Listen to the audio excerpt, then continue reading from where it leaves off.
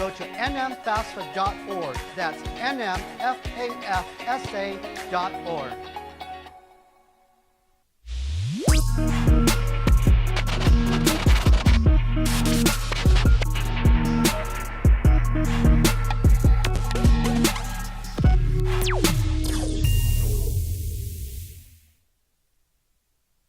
We would like to thank the following sponsors for making this broadcast possible. We would like to thank the following sponsors for making this broadcast possible. Albuquerque's leader in sports is ProView. From pros to prep. All your favorite action.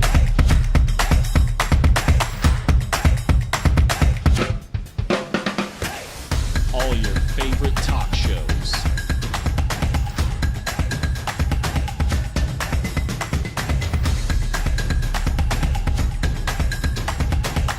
Find it on ProView Networks.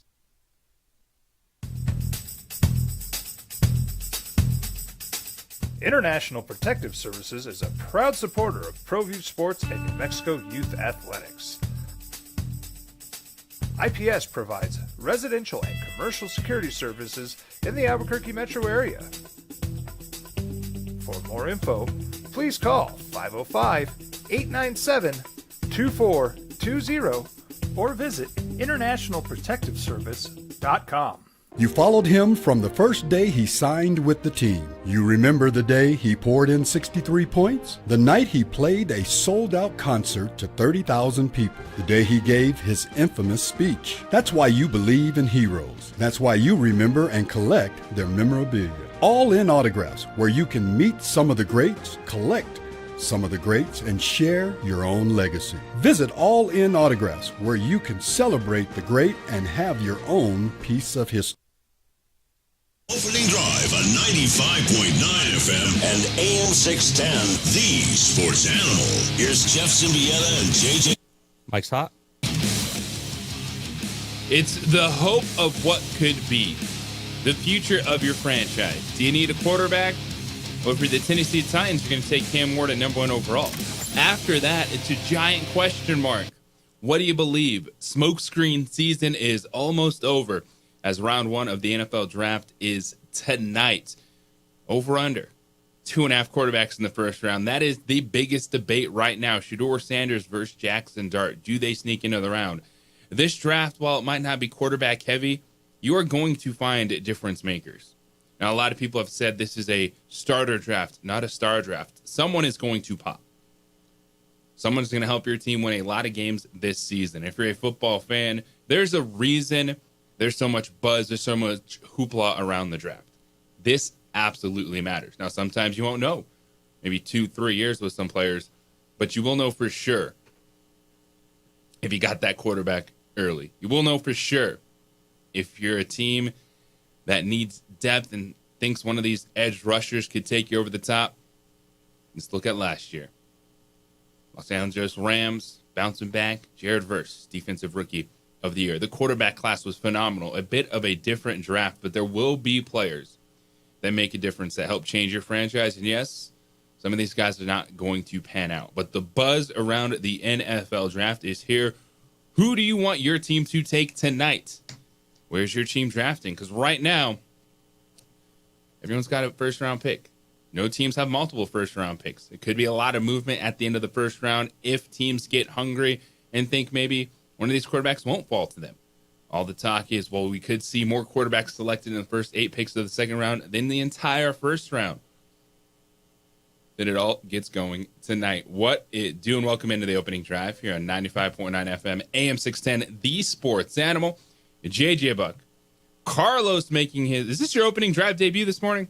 Yes, it is. Yes, it is. Opening drive debut. You know, it's got Carlos D down the hall. We got our own Carlos T here on The Sports Animal. Appreciate you hanging out this morning, rocking the Raiders jersey. So I'm sure you're interested to see what they're going to do. Yes, the 6th overall pick. Yes, very interested to see. one of the great things about the draft is always the Raider unknown, not knowing who the Raiders are going to draft. Is it going to be a kicker in the first round like we saw Al Davis do with Sebastian Janikowski, or is it going to be a Henry Ruggs type flop, Jamarcus Russell? So draft day is never a good day for Raider fans, and we're hoping this turns around this season. It's been a minute since a first-round pick felt that good for the Las Vegas Raiders. Now, Pete Carroll and company might have been Ashton Jeanty territory, but more and more people thinking he's going to go before number 6. I've seen people mocking him to New England. A lot of buzz this morning really locking him in to Jacksonville. And with Liam Cohen, first-year head coach, you have Trevor Lawrence. And Travis Etienne's been a solid running back, but Ashton Jeanty is one of the best backs in a while. He is legit first-round grade. We're talking about Bijan Robinson, Jahmyr Gibbs, guys that have made an impact over the last few years being selected in the first round. And Ashton Jeanty checks all those boxes. And to me, that I'm intrigued. I love this stuff. I geek out about the draft. And when it comes to the draft, if I was a general manager, my philosophy would be, hopefully I don't need a quarterback, but if I do, and you're drafting high, all right, you have to check out the quarterback class. In this one, it's Cam Ward above everyone else. Shedeur, man, the conversation on Shedeur from being selected third to being in the second round is wild, just dramatic thoughts on him. But I would be looking at, all right, quarterback, protecting the quarterback, or getting to the quarterback. But when you look at two of the best players in this draft, it is Travis Hunter and Ashton Jeanty. So those guys are going to go in the top 5. So it's going to be a little bit different philosophy as opposed to protecting the quarterback or getting to the quarterback. Because the top 3 picks in, 2 and 3, whatever order it may be, to me are locked in. It's Cam Ward, number 1 in the Tennessee Titans. They take the quarterback. Travis Hunter to the Cleveland Browns, and then Abdul Carter to the Giants. And then after that, we get into, all right, is Jeanty going to go 4?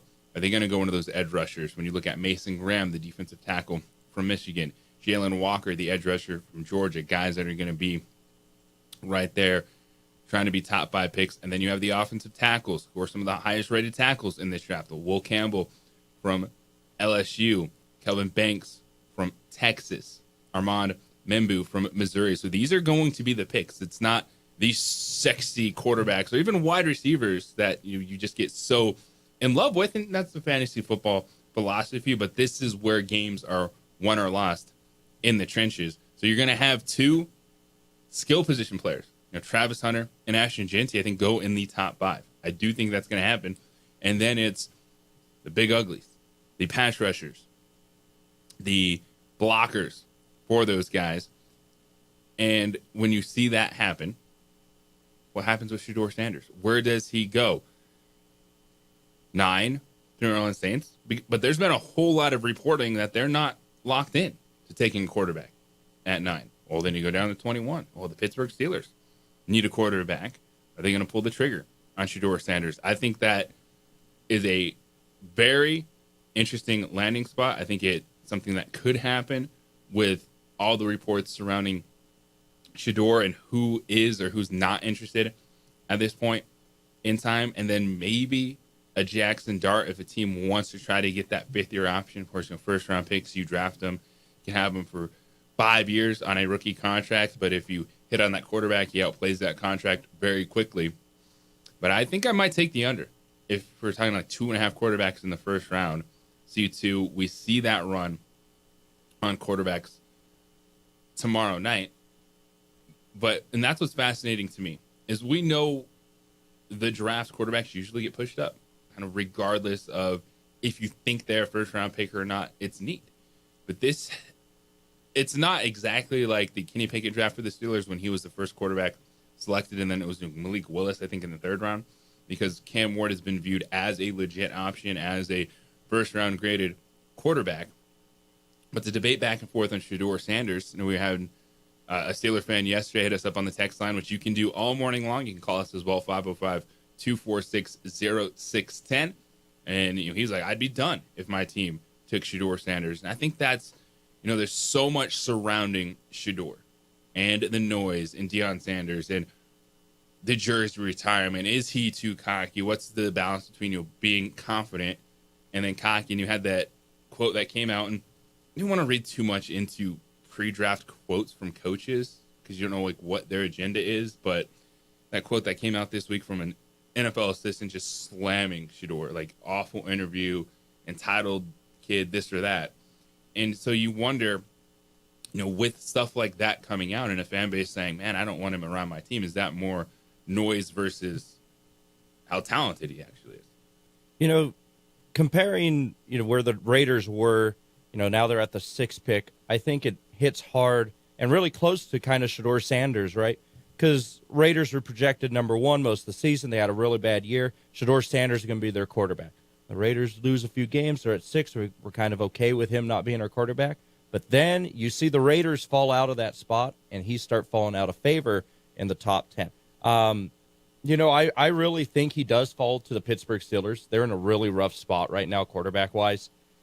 And yes, is there a lot of noise around him? Yes, but there's also a lot of noise around any high-profile prospect. I mean, if you look at Ashton Genty's comments and the stuff he sent to NFL GMs the past week saying that he will change your franchise.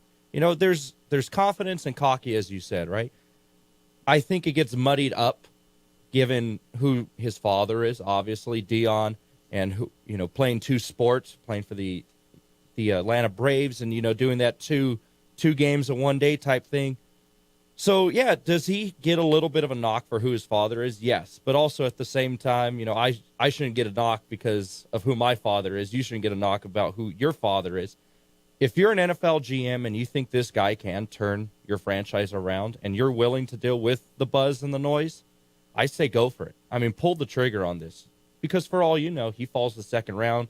He falls to somebody that really does need a quarterback in that 2nd round, and then he lights off. And then everyone's like, wow, why don't we take him in the 1st round? What's going on? So it's a love-hate relationship. You see it every year at the draft. I mean, the Titans were in a situation where they got Will Levis in the 2nd round. Obviously, that didn't pan out. Now they're the 1st overall pick, getting Cam Ward. I would hope getting Cam Ward. So, yeah, I mean, that's just the beauty of the draft, isn't it? You don't know who's going to pan out. You may look great in college, but there's a saying in baseball, you can be a quadruple A player. Not a triple A player, not a major league player, but a quadruple A player. So we'll see how this plays out, but I really see him going to the Pittsburgh Steelers at 21. And we see it all the time with quarterbacks. Really good players that don't pan out because there's so much extra that goes into it. It's a situation. It's a coaching staff. Is it the roster? The good versus great quarterback discussion. Are you able to elevate? Shedeur Sanders, I think people looking at him as good and maybe questioning, does he have that ability to elevate you? And I look at Shedeur Sanders and I get kind of that Tua feeling, like where it's going to be good. Maybe at times you feel like you want a little bit more, but in the system, you could have a successful quarterback. And maybe that's what that combined with some of the noise, maybe saying these teams not wanting to invest in him that high. But here's the thing. A good quarterback in the NFL can mean a lot more for your franchise than really good players at other positions. And so that is why, if you might not be 100% sold, there's warts on these guys, yes. But when you look at this quarterback class, the Jackson Dart buzz, Jalen Milroe just being intrigued by a quarterback that runs 4.3 and say, all right, can you mold the rest of the passing game? Tyler Shuck out of Louisville. All these guys might like him in the 2nd round, but we'll see who gets pushed up potentially late in the 1st round. 505-246-0610, Sports Animal Hotline and text line for you this morning. It's draft day. Round 1 of the NFL draft is tonight. We'll go through the 1st round, the scenarios, the best players available, what you want your franchise to do tonight. Of course, everyone wants to trade down. Everyone wants more picks. Already reports this morning, Denver open to trading back. We know the buzz with the Giants and Browns earlier this week. Yeah, we're taking phone calls. Yeah, everyone wants more picks, but who are those players that are going to be worth that this year? Who are those players that teams are going to want you trade up for in the 1st round? I'll give you some ideas of who that could be. Game 2 last night, Houston responds over Golden State. Really want to get into that one because we're talking a lot yesterday about how much you can learn from Game 1 to Game 2. Well, the Rockets sure did learn a lot. Yeah, the Jimmy Butler injury happened, but Houston was rolling early and in front before Butler got hurt. He's questionable moving forward. He's going to have an MRI today after a hard fall. He was undercut on a rebound attempt. United victorious last night. Of course, Lobo roster construction when it comes to basketball and women's basketball. I had some news on that. I was hanging out with Kurt Roth yesterday on the 505 Sports Show on ProView Network, since some interesting stuff was going on there. So we'll touch on that. And what a day. What a day. Playoffs on the ice, on the hardwood. The draft, so much for you. We got you covered. It is the opening drive on ProView Networks and 95.9 FM, AM 610, the Sports Animal. It's part sport. We would like to thank the following sponsors for making this broadcast possible. Albuquerque's leader in sports is ProView. From pros to prep, all your favorite action.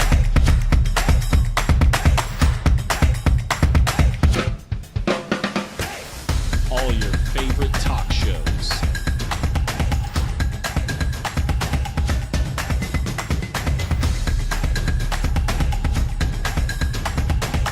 Find it on ProView Networks.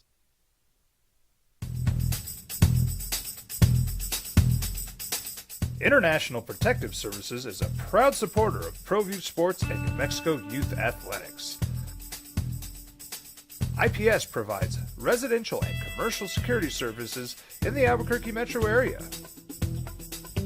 For more info, please call 505-897-2420 or visit internationalprotectiveservice.com.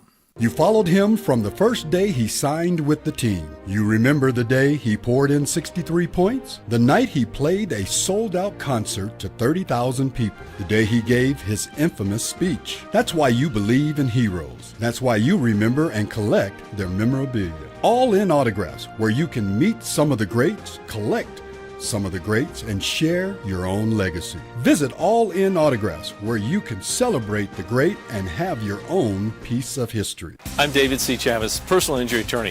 For over 4 decades, our law firm has remained steadfast in our commitment to serving the remarkable people of New Mexico that have been injured through no fault of their own. I'm a New Mexican fighting for New Mexicans. I received my bachelor's degree at NMSU and earned my law degree at UNM. I can proudly say I'm both an Aggie and a Lobo. Call now and I will meet with you. 40 years strong, and we're still as local as red and green.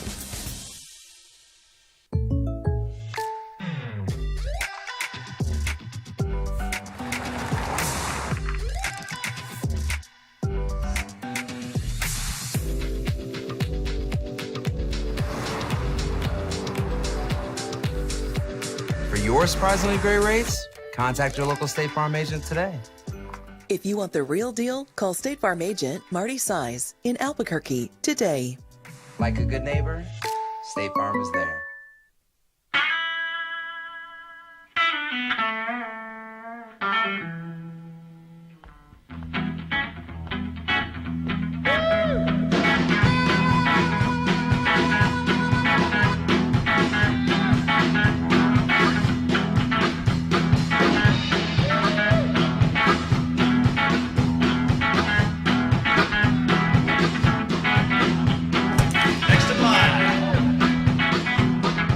Rudy's is a proud supporter of ProView Networks.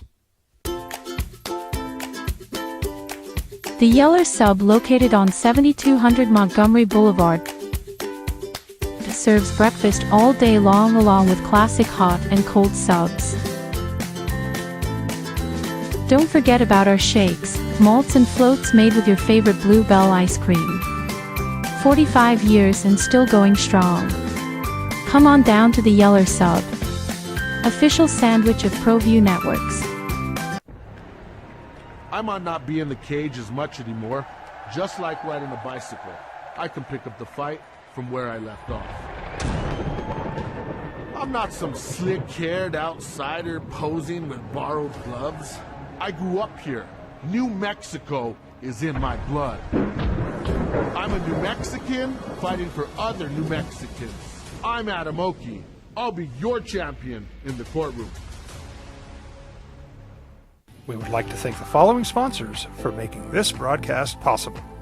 For over 20 years, Evergard Roofing and Solar has been committed to customer service. Locally owned and operated, Evergard offers both commercial and residential roofing and solar services. For more info, please call 505-821-9543. Evergard Roofing and Solar are proud supporters of ProView Sports Network and New Mexico Youth Athletics. Hi, my name is Daniel Chavez, and this is my business partner, David Chavez. We are the owners of Indeed Safety. Indeed Safety is a local safety consulting company helping our clients with their safety needs for their projects. One of the things we pride ourselves as a construction safety company is helping our men and women in construction get home safe every day to their families. Indeed Safety is a proud supporter of ProView Network.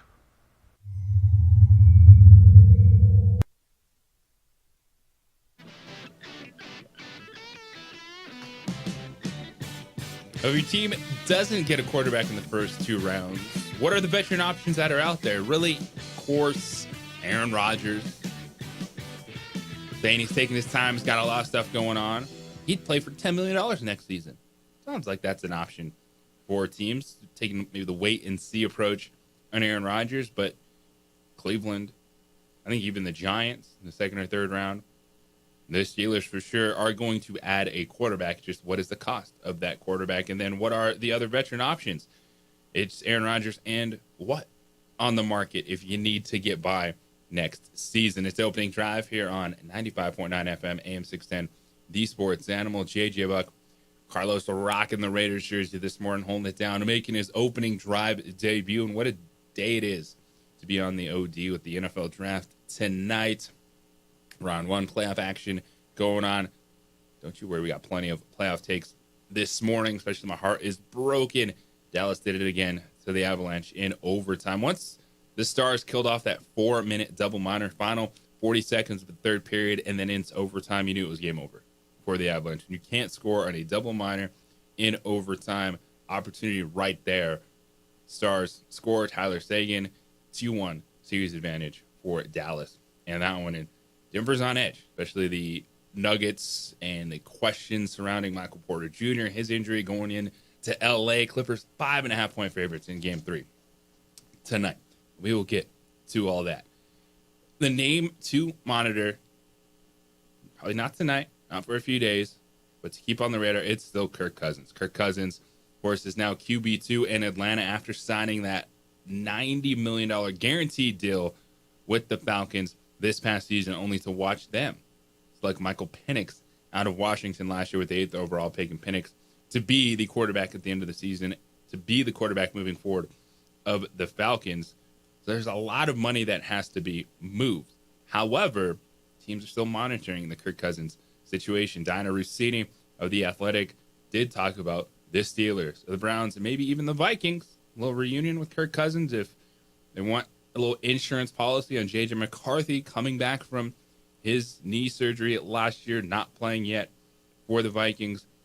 You know, Minnesota is the least likely scenario given the fact J.J. McCarthy is there, and you got to let this dude play at some point in time. You took him with the 10th overall pick last year. But, again, it's just those teams that are monitoring the veteran quarterbacks. And Falcons GM Terry Fontenot addressed yesterday that the Falcons might pick up to $20 million of Kirk Cousins' $37.5 million in full guarantees this upcoming season to move him. And the Falcons GM said, quote, "We haven't put a number on it. And, of course, we wouldn't share specific conversations with what we're doing." But, you know, Kirk Cousins or Aaron Rodgers, like if you need a veteran quarterback, that's where you're at. And the market for guys that could get you by, that's what you're looking at.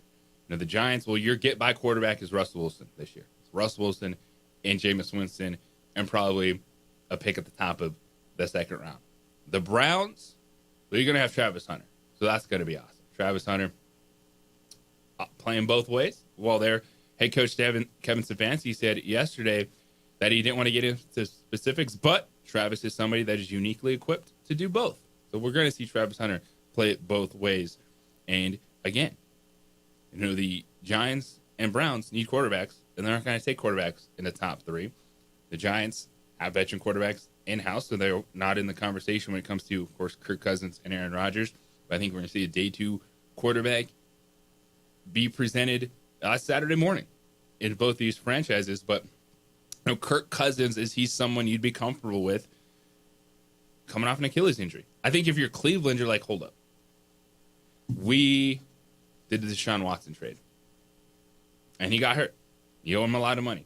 It is what it is. But then you want to bring in another quarterback that is coming off an Achilles injury. Maybe he's better that he's 2 years removed from that injury. I think if you can get Atlanta to pick up a good chunk of those guarantees, that makes it definitely more manageable. They are looking at a Cleveland team that brought back Joe Flacco, has Kenny Pickett in-house. So just, again, get by quarterbacks.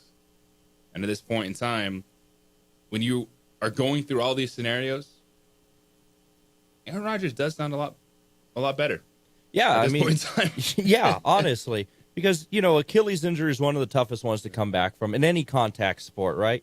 But if you're the Atlanta Falcons, you've kind of put yourself in a really odd spot going back to last year's draft, taking Michael Penix Jr. If I'm the Falcons, you only have 5 picks this year. You got to get and try to build some inventory up right here if you're the Falcons.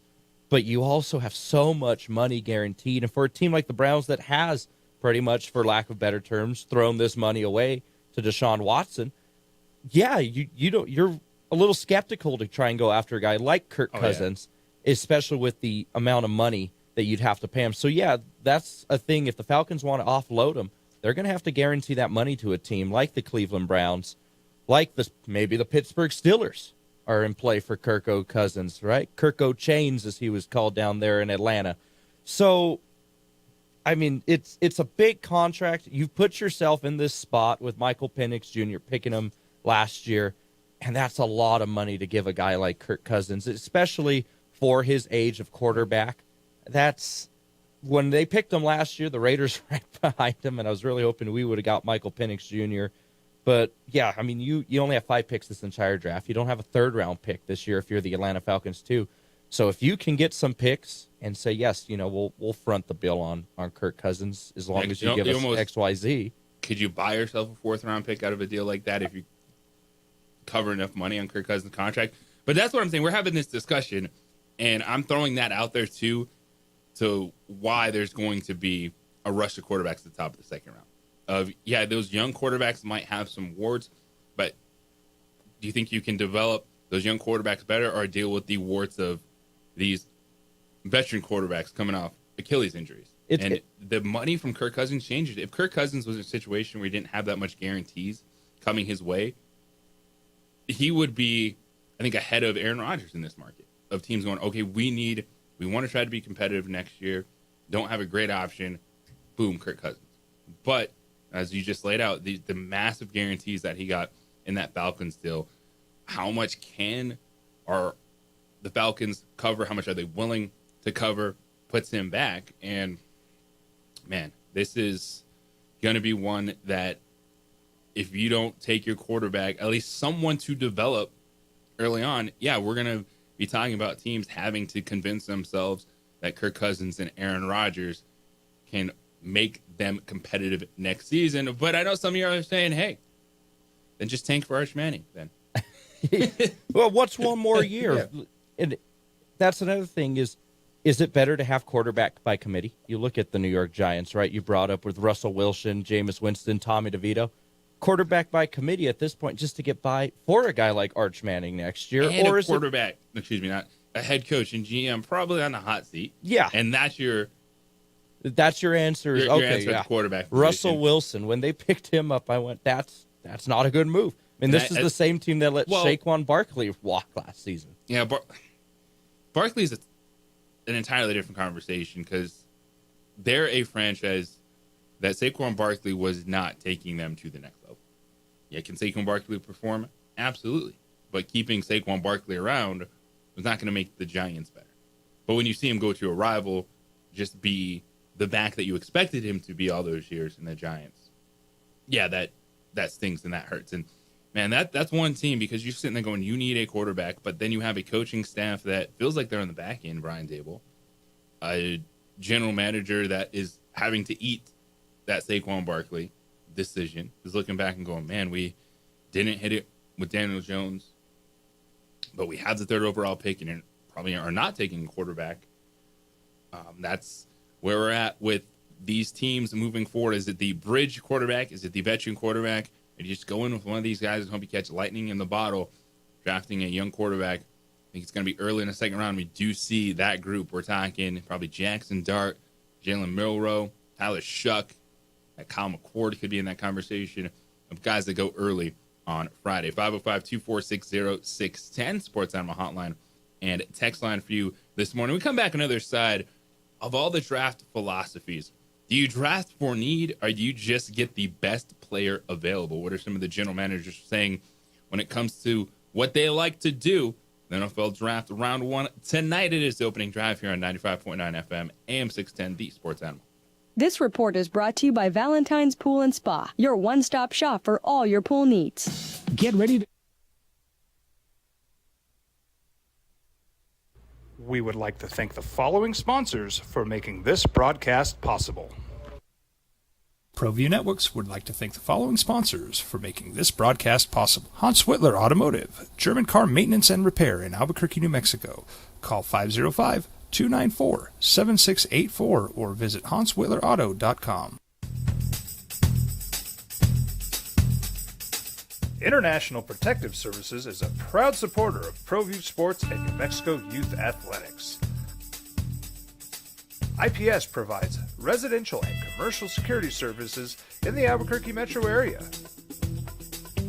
For more info, please call 505-897-2420 or visit internationalprotectiveservice.com. Albuquerque's leader in sports is ProView. From pros to prep, all your favorite action.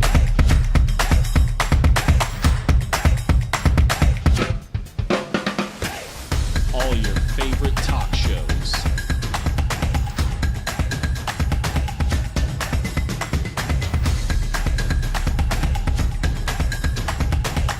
Find it on ProView Networks. We would like to thank the following sponsors for making this broadcast possible.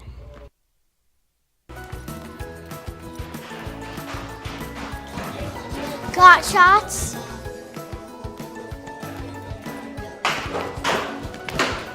Got shots? Got shots? During Got Shots, participating providers open their doors for any child who presents for immunizations, regardless of whether they are a patient or whether they have insurance. The Yeller Sub, located on 7200 Montgomery Boulevard, serves breakfast all day long along with classic hot and cold subs. Don't forget about our shakes, malts and floats made with your favorite Blue Bell ice cream. 45 years and still going strong. Come on down to the Yeller Sub, official sandwich of ProView Networks.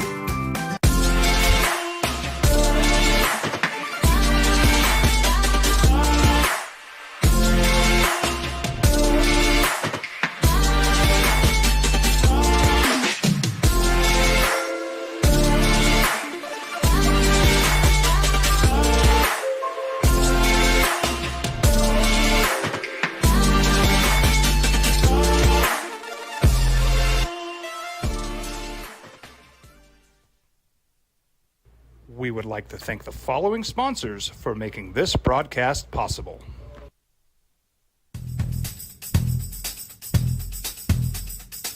International Protective Services is a proud supporter of ProView Sports and New Mexico Youth Athletics. IPS provides residential and commercial security services in the Albuquerque metro area. For more info, please call 505 897-2420 or visit internationalprotectiveservice.com. From the Sandia foothills to the banks of the Rio Grande, generations of families remain. For 5 generations, Gallus Chevrolet has handed down values written in stone, leading the way under sun-filled skies, past the vintage glow of Route 66. Built by generations past, built for generations to come. This is New Mexico. This is Gallus. I'm a Blaze King customer, and I have been for the last 10 years. Blaze King stoves are very efficient, they're easy to maintain, and they use a lot less wood than you would typically use with a fireplace. Blaze King, that's a fire. The heat is on when it's a Blaze King wood stove, controlling heat up to 40 hours on a single load of wood with a built-in thermostat. See for yourself at either Blaze King showroom, Albuquerque and Santa Fe. Blaze King, and now that's a fire. Hi, my name is Ruben, and I'm with the New Mexico Educational Assistance Foundation. We are proud. Best player available or need, or both. Usually do both at the top of the draft and get in the later part of the first round, and then the rest. Are you filling needs? Or are you just trying to go best player available? What's the best philosophy when it comes to putting an NFL roster together? NFL draft tonight, round 1. Tennessee Titans are on the clock. What are general managers looking at? Yes, everyone wants more picks. Everyone wants to trade down. Looking up at the screen this morning, it's like Broncos taking phone calls at 20. That's an interesting spot. Does someone feel that, that quarterback 2 could be selected by the Steelers at 21, so they want to get to 20? Who is that player? And I keep saying that, and I don't know if I see a bunch of players that teams are going to want to trade up for. Everyone wants more picks, but is there a guy in this draft, which I think you look at the first round, there are good pieces. Again, as it's been referenced by a lot of people, including Daniel Jeremiah, NFL Network, he feels this is a starter draft as opposed to a star draft. So who do you fall in love with? And of course, it just takes one team to say, this is our guy, this is our target. You make that move. But right now, no trades yet in the first round. It's JJ Buck, Carlos with us this morning here on The Sports Animal. You can also check us out, Adrian holding it down on ProView Networks. So Brad Holmes, he's done some pretty good work with the Detroit Lions. And when he was talking about, all right, best player available, need, he said this week, I think you can get in trouble chasing needs sometimes, and then you're depending on a rookie. You can do the best you can, but nobody has a crystal ball, so it can be a tough world to live in, and that's a good point too. But when you look at the other situations in this, I tend to lean to best player that's on the board early because that's going to be most likely the top talent in the draft. But I think in the first half, probably 10 to 15 picks, you can probably get away with doing a little bit of both, but taking the best player available at a position of need. Because, hey, we've seen, man, you get that left tackle, those guys can't start from day one. You get some of the best offensive linemen, they're plug and play early. But I do think that then you get to the later parts of the draft, if you're in second, third, fourth, fifth rounds, and you're trying to fill needs, it's probably a little bit tougher. You probably need to take best player available unless you're absolutely loaded somewhere, because ultimately we won't know for 2 or 3 years with a lot of these guys. Yeah, I mean, it's such, like I said at the top of the show, it's a 50-50. It's a shot in the dark with a lot of these guys, right? A lot of hype, a lot of, good college film, but the big leagues is something different. The NFL is different environment. You're not playing, against the San Jose States of the world. Hey, now. You're not playing against Mercyhurst. You're now playing against the Dallas Cowboys. You're playing against the Pittsburgh Steelers, the Las Vegas Raiders. Different environments, different crowd energies. But, I think the GM of the Lions has done a pretty bang-up job with the Detroit Lions. My dad's a Lions fan, so I've seen the progression they've made, and that's a franchise that has in the past. Hey, we just got to get this guy. We really have a big gap here. We got to rely on this rookie, and that rookie sometimes doesn't pan out. I mean, I can name quite a few Lions that were taken to the first round that haven't panned out. I can name a lot of Raiders. I can name a lot of Steelers, et cetera, et cetera. So you don't want a glaring issue. That's why the period before the draft is so crucial, in my opinion, to get those needs. Okay, well, we have a guy that if we don't draft a rookie, we're fine. Or if we do draft a rookie, he can mentor him into this spot. Because relying on a guy to come in and change your franchise, yes, that does happen. I'm not saying it doesn't. But that's a lot of pressure to put on these guys right away. You got to perform right away. You do. The NFL is not for long. They don't give you a lot of opportunity, which I do think is fascinating. The top 10, where Ashton Jeanty goes, being the best player available.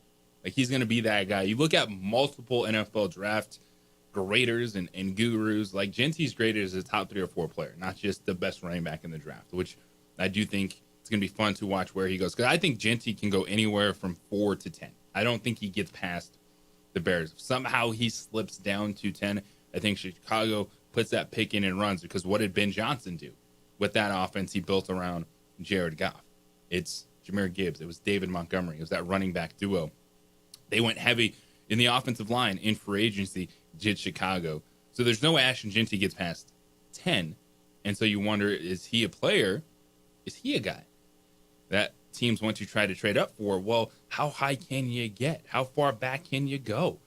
And then you say, all right, who would want Ashton Jeanty? Well, would the Cowboys want Ashton Jeanty? Could they go from 12 to, say, 8 to try to get him if he slides? Because the Jaguars, there's been a lot of noise over the last couple of days that they would be in on an Ashton Jeanty, and Liam Cohen would add him to that offense with Trevor Lawrence and Travis Etienne, who's been good, but then you get a player like Ashton Jeanty. That one is fascinating to me. And then you look at, all right, who are the other players? Well, it's going to be a lot of offensive linemen and defensive linemen. Really. You got to build in the trenches. That's where you win. It's not sexy picks, but I think football fans are smart enough now. All y'all like those picks. Like, probably, back in the day when you were at draft parties, or they showed, all the fans that are in attendance on the screen, and a tackle gets selected, and you're kind of like, ooh, okay. Now you're like, yeah, you understand the importance. You watch football every single weekend. You know this game. The trenches absolutely matter, and that is why the top 10 is going to be littered with offensive linemen and guys trying to get past those offensive linemen in this draft. 505-246-0610, Sports Animal Hotline and text line. This morning, we did find a pair of tickets. Oh. Actually, 2 today. 2? Wow. To the big concert this weekend. It's the Santa version 2.0. Of course, you got Primus. You got a Perfect Circle. I know a lot of people are buzzing about this concert. So we'll give away a pair of tickets at the end of this hour and then in the 9 o'clock hour. So we have 2 chances for you to go to that show this weekend. So stay tuned. At the end of this hour, I'll put up the official bat signal for the first pair, and then we'll have one as well in the 9 o'clock hour. I know a lot of people are buzzing about that concert this weekend, and what a way to wrap up the weekend with that on Sunday. It's the Santa version 2.0, so stay tuned. Put up the bat signal here in a few minutes for your first chance to win those tickets. We come back on the other side. We have a team atop the table. Big bounce back last night for United, and what's on deck for the Lobos when it comes to roster additions. We'll get into that next here on the Sports Animal. This report is sponsored by... We would like to thank the following sponsors for making this broadcast possible. You followed him from the first day he signed with the team. You remember the day he poured in 63 points? The night he played a sold-out concert to 30,000 people. The day he gave his infamous speech. That's why you believe in heroes. That's why you remember and collect their memorabilia. All in Autographs, where you can meet some of the greats, collect some of the greats, and share your own legacy. Visit All In Autographs, where you can celebrate the great and have your own piece of history. Hi, my name is Ruben, and I'm with the New Mexico Educational Assistance Foundation. We are proud sponsors of high school and college sports. Either college or trade, we can help you find the funding you need. Go to nmfafsa.org. That's nmfafsa.org. TurboThreads is a proud sponsor of ProView Networks. Almost 30 years of experience means fast service, great prices, and a wide selection of apparel from t-shirts to performance sports shirts, even jackets and hats. They feature low minimums and no setup charges on most orders. TurboThreads is located at 1503 Golf Course Road in Rio Rancho, or find them on Facebook, online at turbothreads.com, or call 999-1234 for TurboThreads. Albuquerque's leader in sports is ProView. From pros to prep, all your favorite action.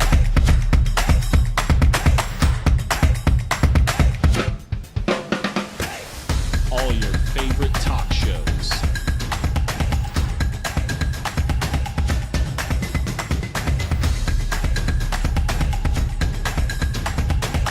Find it on ProView Networks. Don't sacrifice quality and flavor when you're in a hurry. Golden Pride offers ribs, fried chicken, red and green chili breakfast burritos, and frontier sweet rolls. 4 great locations, or visit us online at goldenprideabq.com. Golden Pride Barbecue Chicken and Ribs are proud supporters of ProView Sports.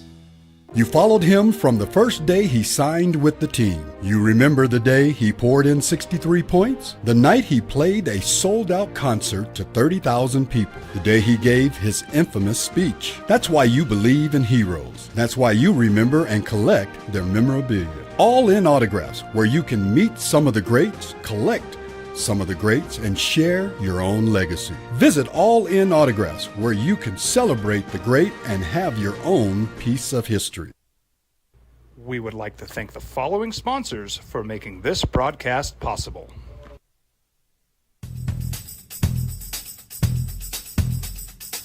International Protective Services is a proud supporter of ProView Sports and New Mexico Youth Athletics. IPS provides residential and commercial security services in the Albuquerque metro area. For more info, please call 505-897-2420 or visit internationalprotectiveservice.com.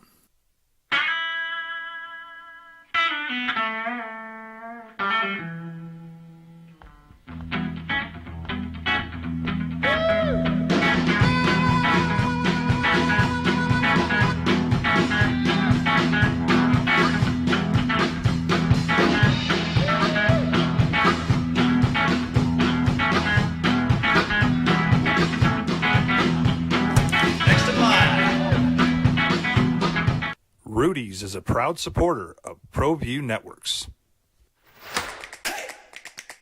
Albuquerque's leader in sports is ProView. From pros to prep, all your favorite action.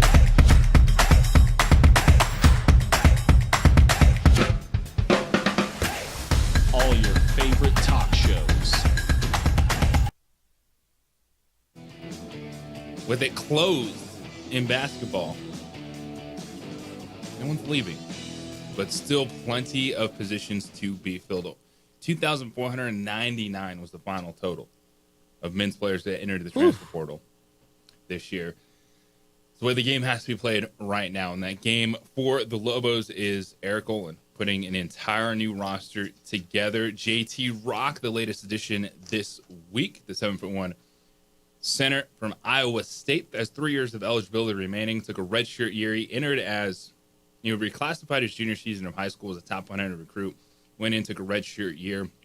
Looked like it paid off. Where the dude just got to get bigger. He's 7'1", slender center. Put on some muscle. Reading the answers from the questions that Jeff Grammer presented to him in the Albuquerque Journal. It's good to see. He said he liked. He's not comparing himself directly, but like Dirk Nowitzki was a player he appreciated, he liked, because he was a player that, he's tall, but he wasn't going to banging high school, and he didn't have that body yet. He didn't have that strength, so he's got some of the touch, and that makes a ton of sense because what's Eric Golden going to do? He's going to space the floor. He wants length. He wants athleticism, and he wants that from his 5. And so I'm really interested to see JT Rock play. And I've talked about it a lot, but just getting a chance to see with the guy in practice, you see the hands, you see the footwork. And I think the foundation, starting from scratch, is really interesting for Lobo basketball, and it is buzzing. It's not done. They're still working really hard. Kurt Roth had me on his show yesterday on ProView Networks, and I'm telling you, that dude loves Lobo basketball, and that dude's phone is buzzing. From before we recorded to right after recording, he's on that phone. Everyone's hitting him up. And he threw it out there. So he put that on the show, but around the corner, also expecting something big for women's basketball. That's huge. That's really massive for Mike Bradbury. Yeah, so it's not, yes, we're hyper-focused. We got you. We're locked in. Lobo men's basketball. But he's, of course, working with women's basketball. He's working with Jason Eck. Fernando Lobo, the new athletic director at the University of New Mexico, has wrapped his arms around 5x5 Sports Ventures. He knows how important that collective is to this program right now, and then even after the House settlement, which there's some news on that yesterday about a judge not officially putting that one through. And the House settlement, the easiest way to explain that is that will be the 3 big antitrust lawsuits against NCAA. The House settlement gets into revenue sharing and paying out stuff like that, but revenue directly from the university. But still, the collective is huge. I'm saying it's buzzing. I know everyone's hungry for news. You're going to get stuff, and it's going to be multiple programs. I mean, we're in such a good spot. I mean, there's so many power schools that don't have anybody. Richard Pitino went to Xavier and has nobody on their roster. He tweeted the other day his spring practice picture, and there was maybe 2 guys on that court. Yeah, it was. So I got into this, man. There's just so much to get to. So many things I want to talk about today. But luckily, you have tomorrow, and we'll have Kenny Thomas at 9:00 tomorrow to hit on more of the basketball stuff. But Evan Miyakawa, he's a big basketball analytics dude, college basketball. If you're kind of in that world on social media, you've seen the stuff that he's put out there. He did a roster breakdown on major colleges. I'm looking forward to, he's going to do a mid-major one. Looking back at data over the last few years about the turnover, the consistency, how good you have to be to make a run the next season. But, you mentioned Xavier and some of the notable high majors that have 0 players returning or just, 1, 2, or 3 guys. Baylor, entire roster turnover. Maryland, they had a coaching change. Of course, Willard goes to Villanova. Iowa moved on from Fran McCaffrey. Xavier, coaching change. Rich Pitino has to go in there. Texas A&M, coaching change. Virginia, coaching change. West Virginia, Indiana, coaching change. USC, no coaching change, just entire roster turnover. Lobo's got one of those guys, and Kevin Patton. Oh, yeah. Memphis, that's Penny Hardaway. And North Carolina State, which was a coaching change. But, yeah, if in this era of college basketball, whether you fire a coach just because it's not good enough or your coach gets an opportunity to go somewhere else, you are starting from scratch. It feels like every season you're starting from scratch now, right? Like scratch. But then, your point, you look at what we've seen. If it's 2-year windows, and I'm really looking forward to when he drops his mid-major roster one about the success of the mid-major teams and what they've seen. So the Final Four this past year, in terms of returning production, and so this is something I actually talked with Richard Pitino about this, within the past year when we had him on, and the transfer portal era and how things change. We talk about development and being patient. You don't have that in college basketball because everything is getting older, fewer freshmen, fewer time to develop. But it comes down to 2-year windows. And this past season, now of course we're talking about the highest of highs, not just getting to the NCAA tournament. But all 4 number 1 seeds that made the Final Four, Houston, that roster returned 82% of the minutes played the prior season. Florida was at 70%, and Auburn was at 69%. So returning production is huge. Not breaking any news there, but it's almost like you just have a 2-year window now. If somehow you can keep a productive core around one more season, that's your chance to pop. I'm not talking about being a number 1 seed in an NCAA tournament, but if we're looking at Lobo basketball and going into year 1, and I got this text yesterday when we were having Jeff Grammer on and talking about just the discussions, what's the standard? And the text said, ultimately the standard is a Mountain West championship. Anything less is a disappointment. But 2 things can be true. It can be disappointing and still a good first year for Olin. But I 100% expect a Mountain West title. Standard doesn't change for anything. I mean, no matter who's in, New Mexico basketball always has such a high standard compared to a lot of other schools in the Mountain West. Maybe other than San Diego State has the same standard that we do. But you can also not win the Mountain West and still make the NCAA tournament at the same time. So just be competitive in your first season. And that's one of the things about the transfer portal is you have the opportunity to win now. And we have no returning players from last season. If you look at the opportunities that we had not the opportunities, but the difference in the college landscape when Richard Pitino first got to New Mexico in 2021 to Eric Olin's first season here, these are drastic differences. Yeah, Richard Pitino had players coming back from the Paul Weir era still. Yeah, so then this is what's fascinating. We'll continue this conversation on another side, but right now we got to give away some tickets. I teased it. The bat signal is going out. We did find a pair of tickets this morning. So 2 chances. Here's your first chance to win a pair of tickets to Santa version 2.0, the giant show this weekend out there at Isleta Amphitheater. You got a Perfect Circle, Primus, just a gigantic show to wrap up the weekend. You're going to be rocking out. We have a pair of tickets right now. Caller number 3, 505-246-0610. Caller number 3, get yourself those tickets for the show this weekend, 505-246-0610. More on the draft. Rosters, playoffs. It is the opening drive here on the Sports Animal.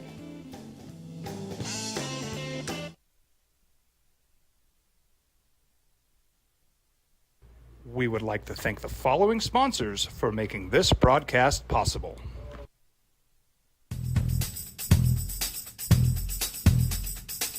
International Protective Services is a proud supporter of ProView Sports and New Mexico Youth Athletics. IPS provides residential and commercial security services in the Albuquerque metro area. For more info, please call 505-897-2420 or visit internationalprotectiveservice.com.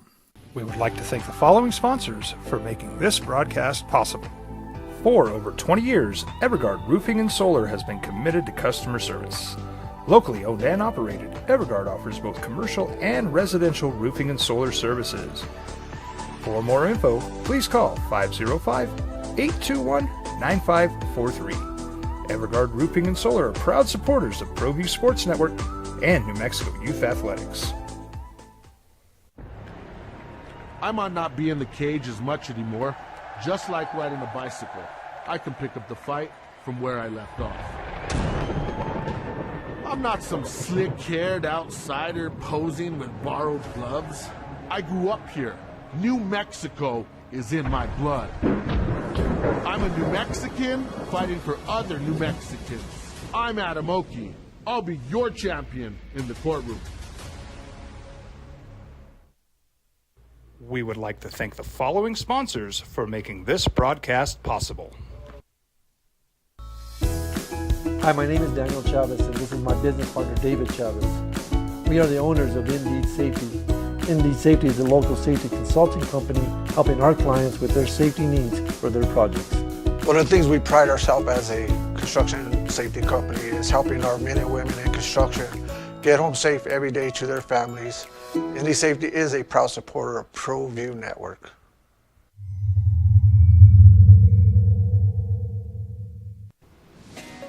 Hi, my name is Ruben, and I'm with the New Mexico Educational Assistance Foundation. We are proud sponsors of high school and college sports. Either college or trade, we can help you find the funding you need. Go to nmfafsa.org. That's nmfafsa.org.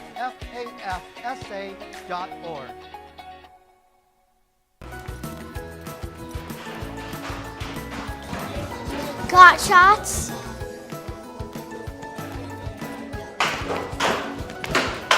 Got shots? Got shots? During Got Shots, participating providers open their doors for any child who presents for immunizations, regardless of whether they are a patient or whether they have insurance. From the Sandia foothills to the banks of the Rio Grande, generations of families remain. For 5 generations, Gallus Chevrolet has handed down values written in stone, leading the way under sun-filled skies, past the vintage glow of Route 66.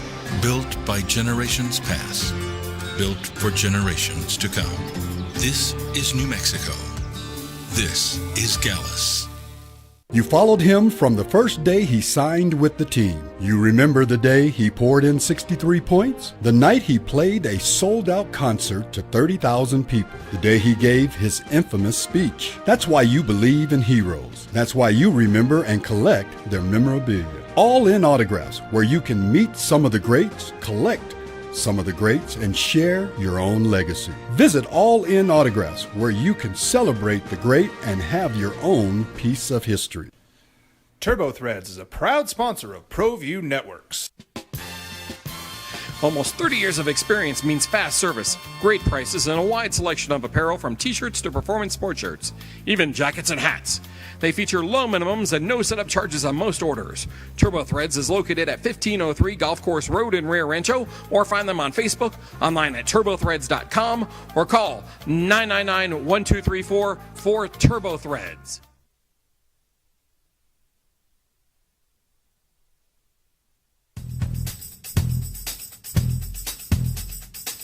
International Protective Services is a proud supporter of ProView Sports and New Mexico Youth Athletics. IPS provides residential and commercial security services in the Albuquerque metro area. For more info, please call 505-897-2420 or visit internationalprotectiveservice.com. Albuquerque's leader in sports is ProView. From pros to prep, all your favorite action.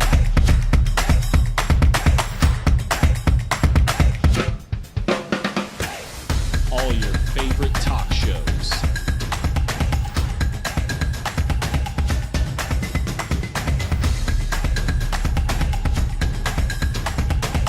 Find it on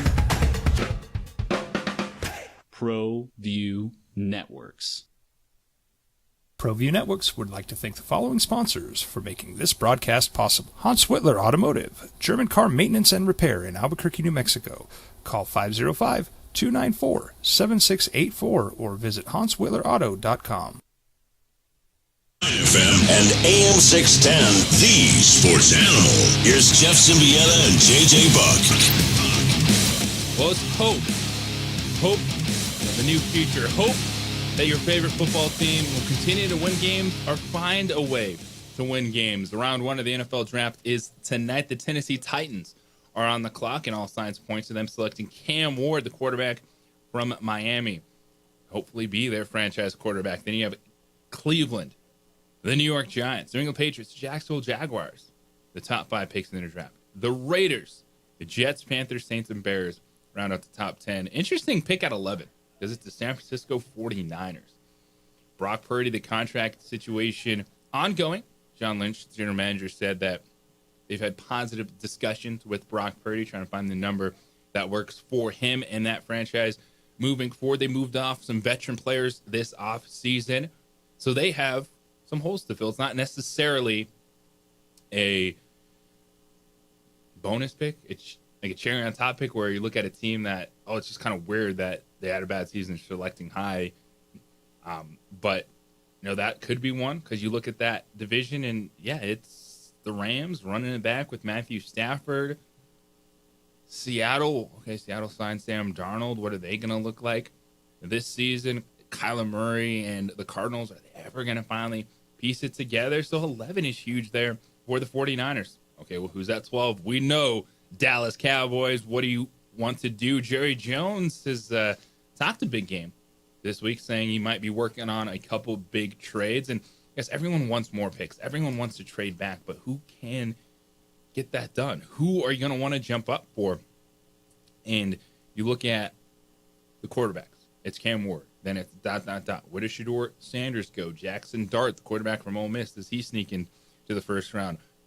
So someone floated it out there that the Broncos are on the phone this morning, fielding some phone calls for 20.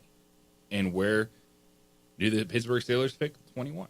So is there a team that really likes one of those quarterbacks and does think that they're going to drop all the way to that point and wants to get there or grab one of them before the Pittsburgh Steelers? Because I know we've been talking a lot about the Steelers because that's a team, when you look at who needs quarterbacks, it's Cleveland, it's New York. Well, they're not taking quarterbacks at 2 and 3 at this point in time. It's Travis Hunter, it's Abdul Carter going off the board. And then you go down to the Steelers, and if the Steelers don't, it feels like if it's not Shedeur Sanders, Jackson Dart, it almost has to be Aaron Rodgers at this point for that team. When you look at what did they do? They went out and took a big swing on DK Metcalf, brought him in, gave him over $100 million. And so if you don't come out with one of the top 3 quarterbacks, it's almost like what you have to sign Aaron Rodgers at that point in time. Yeah, what's the point in going out and getting somebody like DK Metcalf if you're just going to have, Joe Schmo throwing to him there in Pittsburgh? Like, I don't know if there's that meme of the really nice sports car and it's parked under, in the trailer park. In a trailer park, right? That's the type of thing going on in Pittsburgh right now. Another name floated around, possibly being traded as quarterback, is the Raiders' former starter. Now, Aiden O'Connell had been talked about being floated around. O'Connell being an interesting depth piece, but if you're definitely looking at, not a starter. Yeah, he's a QB too. Yeah, I mean, I thought he did decently okay with the Raiders. I mean, given the circumstances. I like that phrase, decently okay. Decently okay. Like doubling down on okay. Decently. Yeah, he decently okay. I mean, that's a guy that if you're Pittsburgh, if that is your last resort, well, if you're Pittsburgh, he shouldn't even be there. You already got that guy, and that's Mason Rudolph. Brought him back. He's the Pittsburgh legend, Mason Rudolph. Yeah. Case of emergency, break glass, or get hit in the head by Myles Garrett. That's one of those two. Mason Rudolph for you.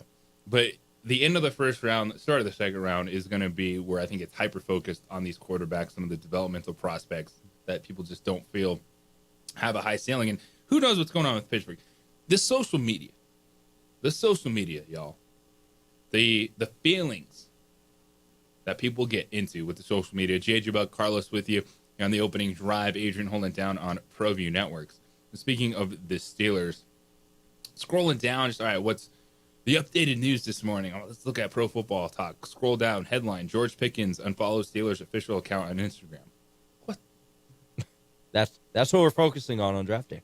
George Pickens has unfollowed the Pittsburgh Steelers. Sound the alarm. And you know the crazy thing? And so many people hear that and go, who cares? You know who cares? George Pickens. Because you do that for a reason. You do that because you want someone to write a story about it. You want that to be a headline. And if I'm looking at George Pickens, I'm like, what are you so upset about? The fact that they brought in DK Metcalf and paid him a lot of money? Okay. The fact you don't have a quarterback? Sure. Now he's entering the final year of his rookie deal. And he probably wants to get paid. Well, you got to do something to get paid. You got to have a quarterback that can throw you the football. That's what the Steelers need to be focused on first and foremost, then as opposed to George Pickens. But I could see it. The pressure for Pickens are like the writings on the wall. He hasn't produced. They have been able to produce a good offense in a while in terms of a successful passing attack. His numbers probably aren't what he wants them to be. And so what do you do to make noise? You follow your team on Instagram. On draft day, too. Yeah, and it's a lot of who cares, and like I said, and like you said, but also it could be a warning shot. This is the British are coming. Paul Revere's Midnight Ride. This is type thing going on, maybe. What players do these days? It used to be maybe a headline or something, an agent talks. Fax. It is a cryptic post on social media. Remember the TJ Watt conversation a couple weeks ago? Or you put like a peace sign? Yep. our deuces on social media. It was like, oh no, There went he out goes. just because Myles Garrett got paid. Now you got to pay Watt more money than him. Or Pickens unfollowing the team on social media. Like, this is what players do to poke the bear. And the Pittsburgh Steelers have a history of players doing this, not just now, but in the past few years, whether it was Juju Smith-Schuster doing the TikToks or Antonio Brown, Le'Veon Bell. It's a toxic cycle going on in Pittsburgh. The with good a lot Antonio of these guys. Brown days, though, the killer bees, Ben Roethlisberger, Le'Veon Bell, Antonio Brown. Oh, I know Steeler fans are longing for those days. But they are a big talking point of the first round because you have the quarterback connection. And outside of that, it's going to be solid players. It's going to be the trenches. It's going to be the blockers. It's going to be the pass rushers that go off the board. And then we'll start to see the other skill players. Watch out for Tyler Warren, Penn State tight end, and Colston Loveland, Michigan tight end. I think both those guys could go before some of the top wide receivers in the draft. And we watched last year, the different level that your boy, Brock Bowers, was. You find one of those next level tight ends. Yeah, we've seen it for how long? You can go back, Tony Gonzalez, Antonio Gates, Jason Witten, all these big time tight ends, and Travis Kelce. Everyone's been chasing that player for a while. Well, Brock Bowers kind of reignited a tight end class that has two really good players this year. And, Tyler Warren is one of those guys that people feel can come in right away and be a big difference maker. And that's when you start looking at, all right, you get outside the top 10. Teams want to make some move. Those are the skill players that could be really intriguing if they're still on the board, a team going after a Warren, going after a Loveland, because this wide receiver class, I definitely see it slipping a bit. Like, there's not one. I don't think we do see a wide receiver go in the top 10. 12 is possible with Dallas. Do they want to just get that number 2 wide receiver, solidify the passing attack for Dak Prescott moving forward, even though there's been so much talk about the run game and more commitment to the run game? Well, at 12, Ashton Genty, I think, is going to be off the board by then. Is it reaching at that point to grab one of the running backs? So do they look at, heck, they could be in the Tyler Warren, Colston Loveland debate as well at 12. So 505-246-0610, Sports Animal Hotline and text line for you this morning, looking at the first round of the draft. What do you want to see your team do?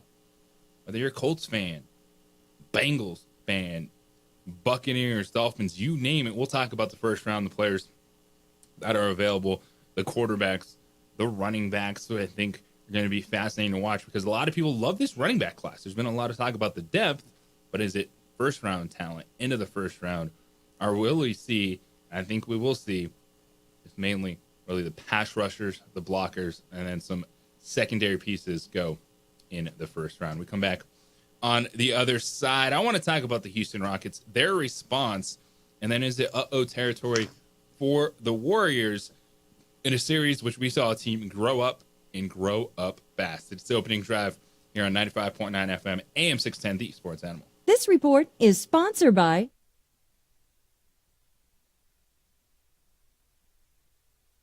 We would like to thank the following sponsors for making this broadcast possible. Albuquerque's leader in sports is ProView. From pros to prep, all your favorite action.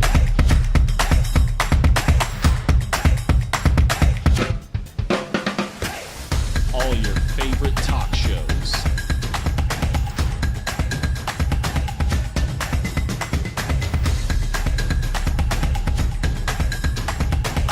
Find it on ProView Networks.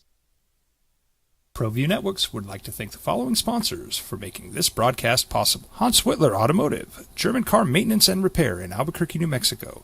Call 505-294-7684 or visit HansWhitlerAuto.com. Well, I'm going to the frontier, walk up to the cashier, order up a root beer. beer and a number one. Cover it with green stuff. One scoop is not enough. Find a booth is real tough. Back by the Duke. Meet my family, meet my friends in the quirkiest restaurant I have ever been.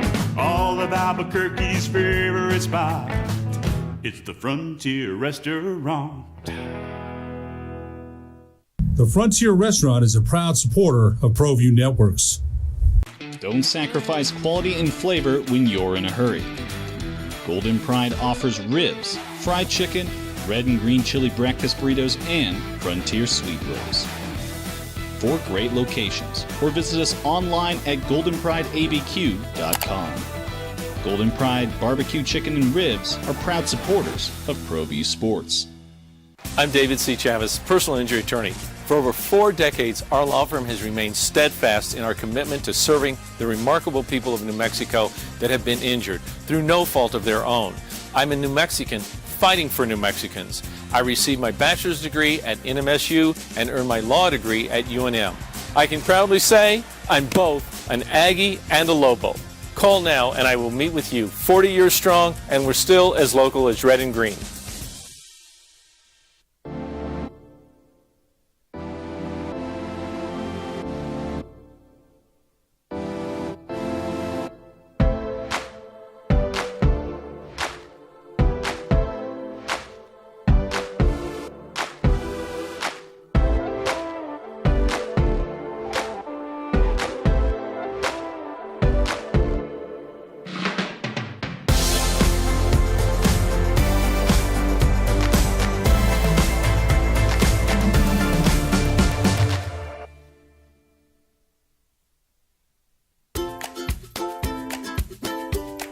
The Yeller Sub, located on 7200 Montgomery Boulevard, serves breakfast all day long along with classic hot and cold subs. Don't forget about our shakes, malts and floats made with your favorite Bluebell ice cream. 45 years and still going strong. Come on down to the Yeller Sub, official sandwich of ProView Networks. Hi, my name is Ruben, and I'm with the New Mexico Educational Assistance Foundation. We are proud sponsors of high school and college sports. Either college or trade, we can help you find the funding you need. Go to nmfafsa.org. That's nmfafsa.org.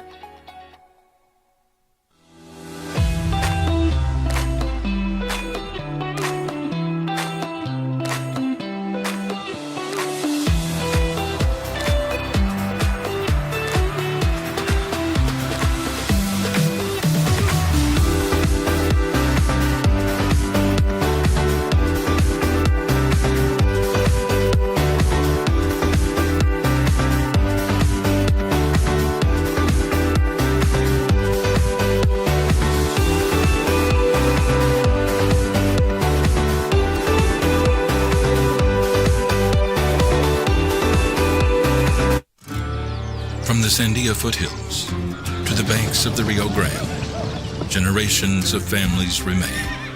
For 5 generations, Gallus Chevrolet has handed down values written in stone, leading the way under sun-filled skies, past the vintage glow of Route 66.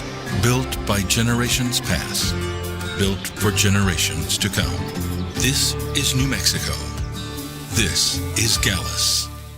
I'm a Blaze King customer, and I have been for the last 10 years. Blaze King stoves are very efficient, they're easy to maintain, and they use a lot less wood than you would typically use with a fireplace. Blaze King, that's a fire. The heat is on when it's a Blaze King wood stove, controlling heat up to 40 hours on a single load of wood with a built-in thermostat. See for yourself at either Blaze King showroom, Albuquerque and Santa Fe. Blaze King, and now that's a fire.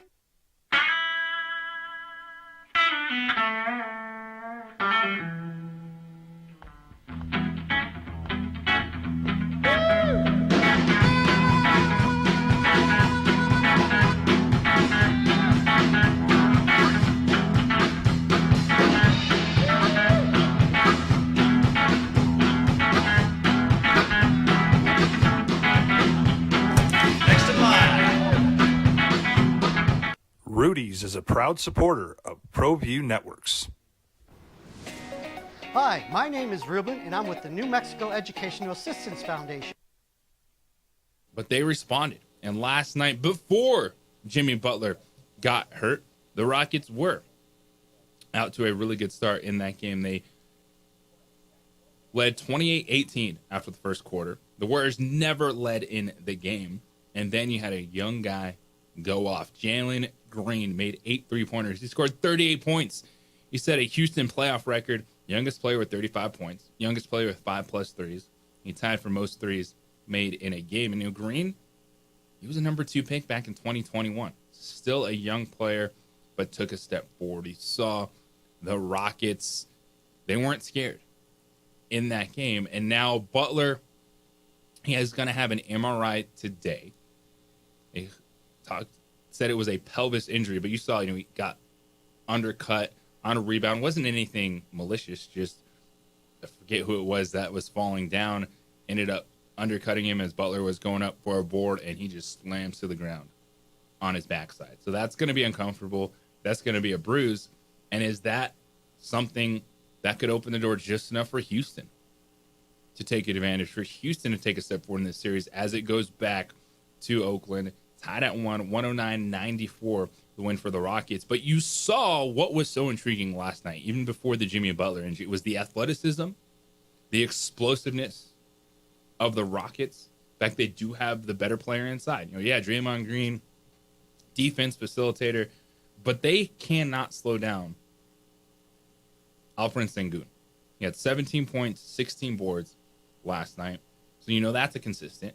The shooting on the perimeter might be a little up and down because, Jalen Green's not that consistent of a three-point shooter, but he's explosive. And that is what intrigued me so much about this series. Yeah, you knew Steph and Jimmy were going to be dudes that carried the load and they were going to be successful. But then you're also like, all right, what's the 3? Is it Podziemski? Well, he was sick last night, and so he didn't play. And so you had your third potential option missing. Jimmy Butler gets hurt, and I was already with Houston off to a good start. Now, you don't want to see players get hurt, but Jimmy Butler's going to be sore for a few days. I don't think he misses any time. But then that opens the door. Game 3, it's going to be buzzing. Yeah, you're back home. The Warriors, that crowd's going to be electric. This is a chance, though, for Houston to take that step forward. And for this series where the Warriors, they have the experience, they're the favorites, you're looking down, and this could go 6 or 7 games. The Bay is a tough place to play for any team in the playoffs. Whether it's back in Oakland at Old Oracle, or it was lovingly nicknamed Roracle, or now at the Chase Center across the way in San Francisco. It's a tough place to play there in the Bay. But the thing about the Rockets, and I was watching this and, lifelong Warrior fan, along with the A's and Raiders, it just kind of happened. The Warriors are much older than the Houston Rockets, and you see that in the physical play. I mean, Draymond Green has white hair going on his goatee right now. With the salt and pepper. The salt and pepper going on for Draymond. But if you're the Warriors, you're relying on Quinton Post, who played 25 minutes last night. Friends of the show probably have never heard of Quinton Post unless you're a Warrior fan, right? Jimmy Buckets getting hurt, obviously, that's a big thing. Only played 8 minutes last night. But you saw this all season before Jimmy Butler got here. The Warriors rely on Steph Curry. There is no second option. You have Buddy Hield on the bench, okay? Well, if you're relying on Buddy Hield, that's an issue. If you're relying on Gary Payton II, that's your issue. Quinton Post, Kevon Looney, Jonathan Kuminga, all these guys, right? They're guys that have to supplement. Exactly. But not be your number 2 option. Exactly. You have to spread the wealth. Steph can go and score 50 points. There was a game this year, I believe, he did score 40-something points. The Warriors still lost. It's the hard thing for the Warriors is keeping up with this young Rockets team. And I hate to say it because, I always want the Warriors to go win a title.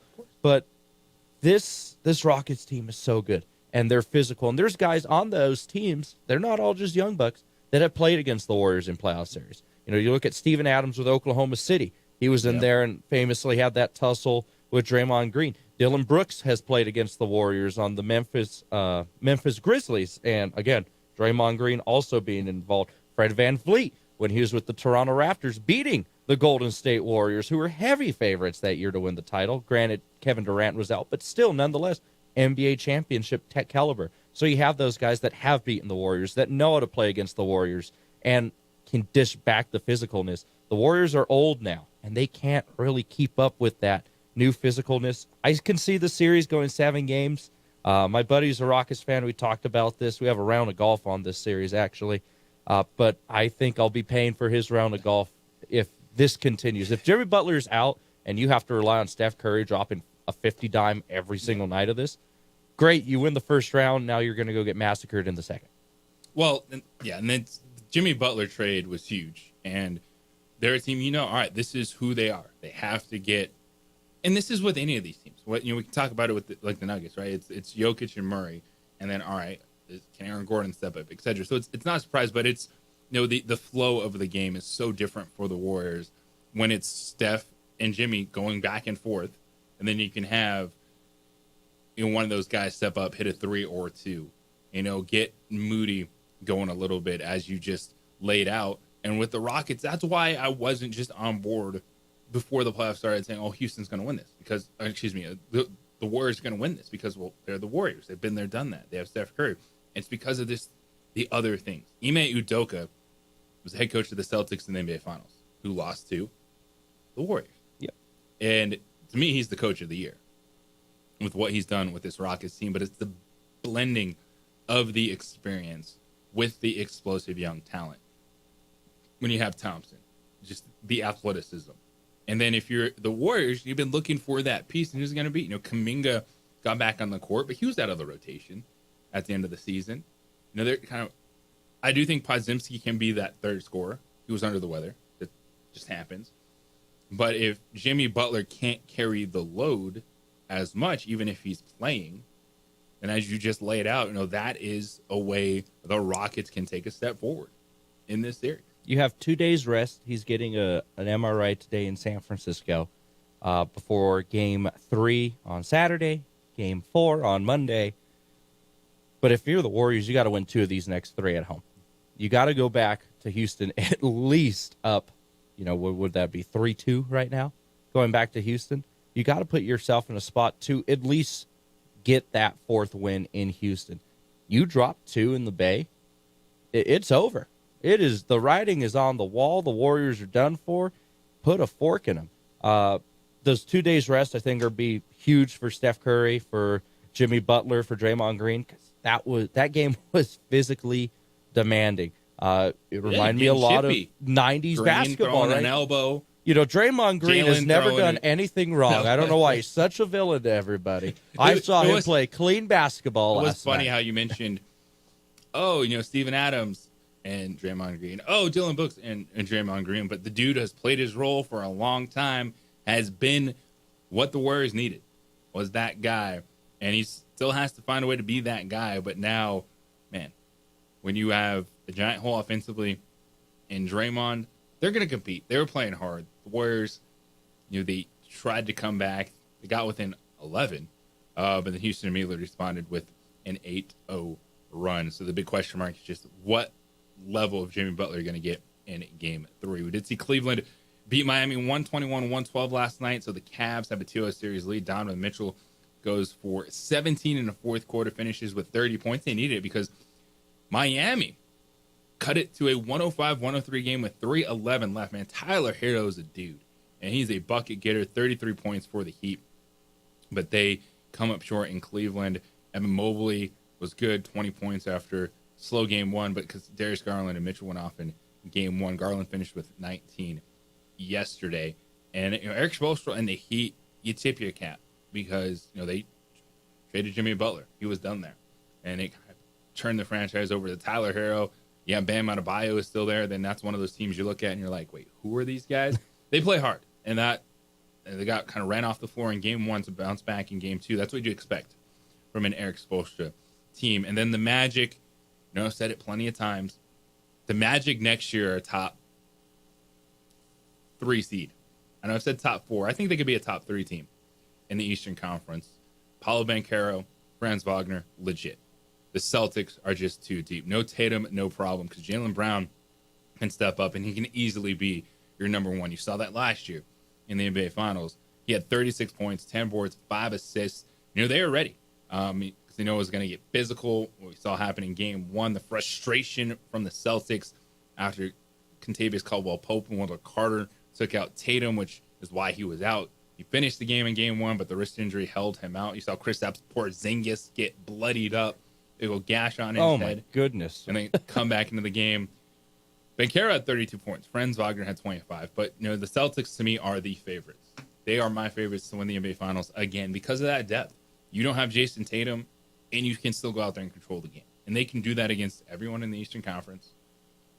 And, yeah, the West, who comes out of it, the Thunder, doing what they should do. I don't think we ever saw them beating Memphis by 51 points, as they did in Game 1. The back-and-forth battles of these other series. We'll see tonight OKC and Memphis in the West, back in Memphis, OKC up 2-0. Denver Clippers 1-1. The Clippers are 5.5-point favorites tonight in that game. And then the other Eastern Conference series was just fun. I know we've discussed Cleveland and Boston so much about being above the rest. Well, they are. But Detroit and the Knicks. Detroit wins Game 2. They're going back to Detroit for Game 3. The Knicks 1.5-point favorites. The Pistons have been good. They played really well. They did not look like a team that was over their skis until the fourth quarter of Game 1 with the Knicks going a 21-0 run. 505-246-0610, Sports Animal Hotline and text line for you. This morning we come back on the other side. We'll bring it back locally. There's a team atop the table. What's it looking like for New Mexico United and the buzz about the transfer portal? Yes, it's closed in men's and women's basketball. Still open until Friday for football. And all we had was spring practice, but players going, you know what? I practiced pretty hard. So maybe I'm going to hit the portal. It's the way it is. Yeah. It's the opening drive here on 95.9 FM, AM 610, the Sports Animal. This report brought to you by the Albuquerque Journal. The Albuquerque Journal and Business Out.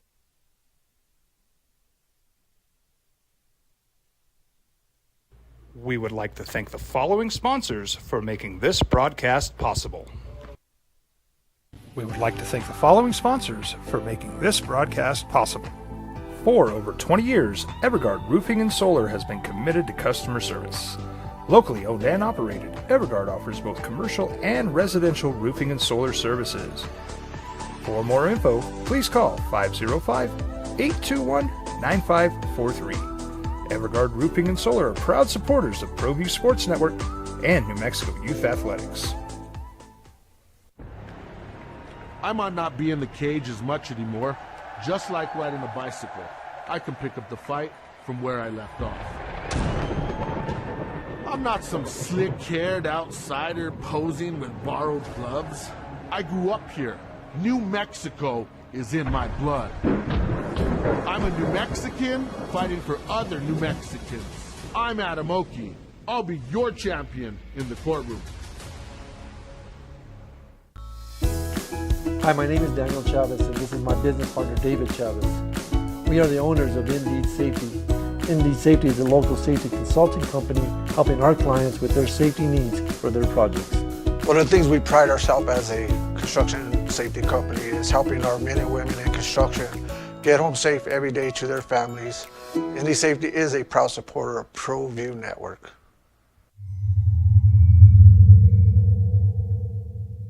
ProView Networks would like to thank the following sponsors for making this broadcast possible. Hans Whitler Automotive, German car maintenance and repair in Albuquerque, New Mexico. Call 505-294-7684 or visit HansWhitlerAuto.com. We would like to thank the following sponsors for making this broadcast possible.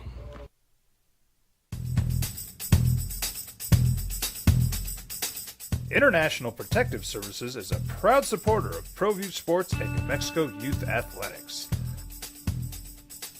IPS provides residential and commercial security services in the Albuquerque metro area. For more info, please call 505-897-2420 or visit internationalprotectiveservice.com. We would like to thank the following sponsors for making this broadcast possible. Albuquerque's leader in sports is ProView. From pros to prep,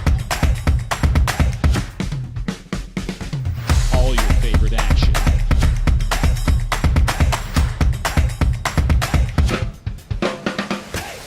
All your favorite talk shows.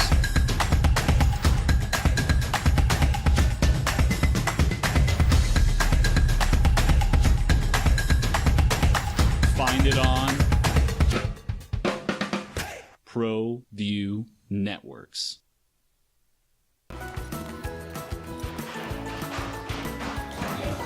Got shots?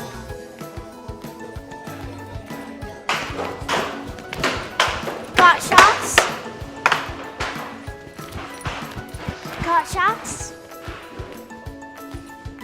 During Got Shots, participating providers open their doors for any child who presents for immunizations, regardless of whether they are a patient or whether they have insurance.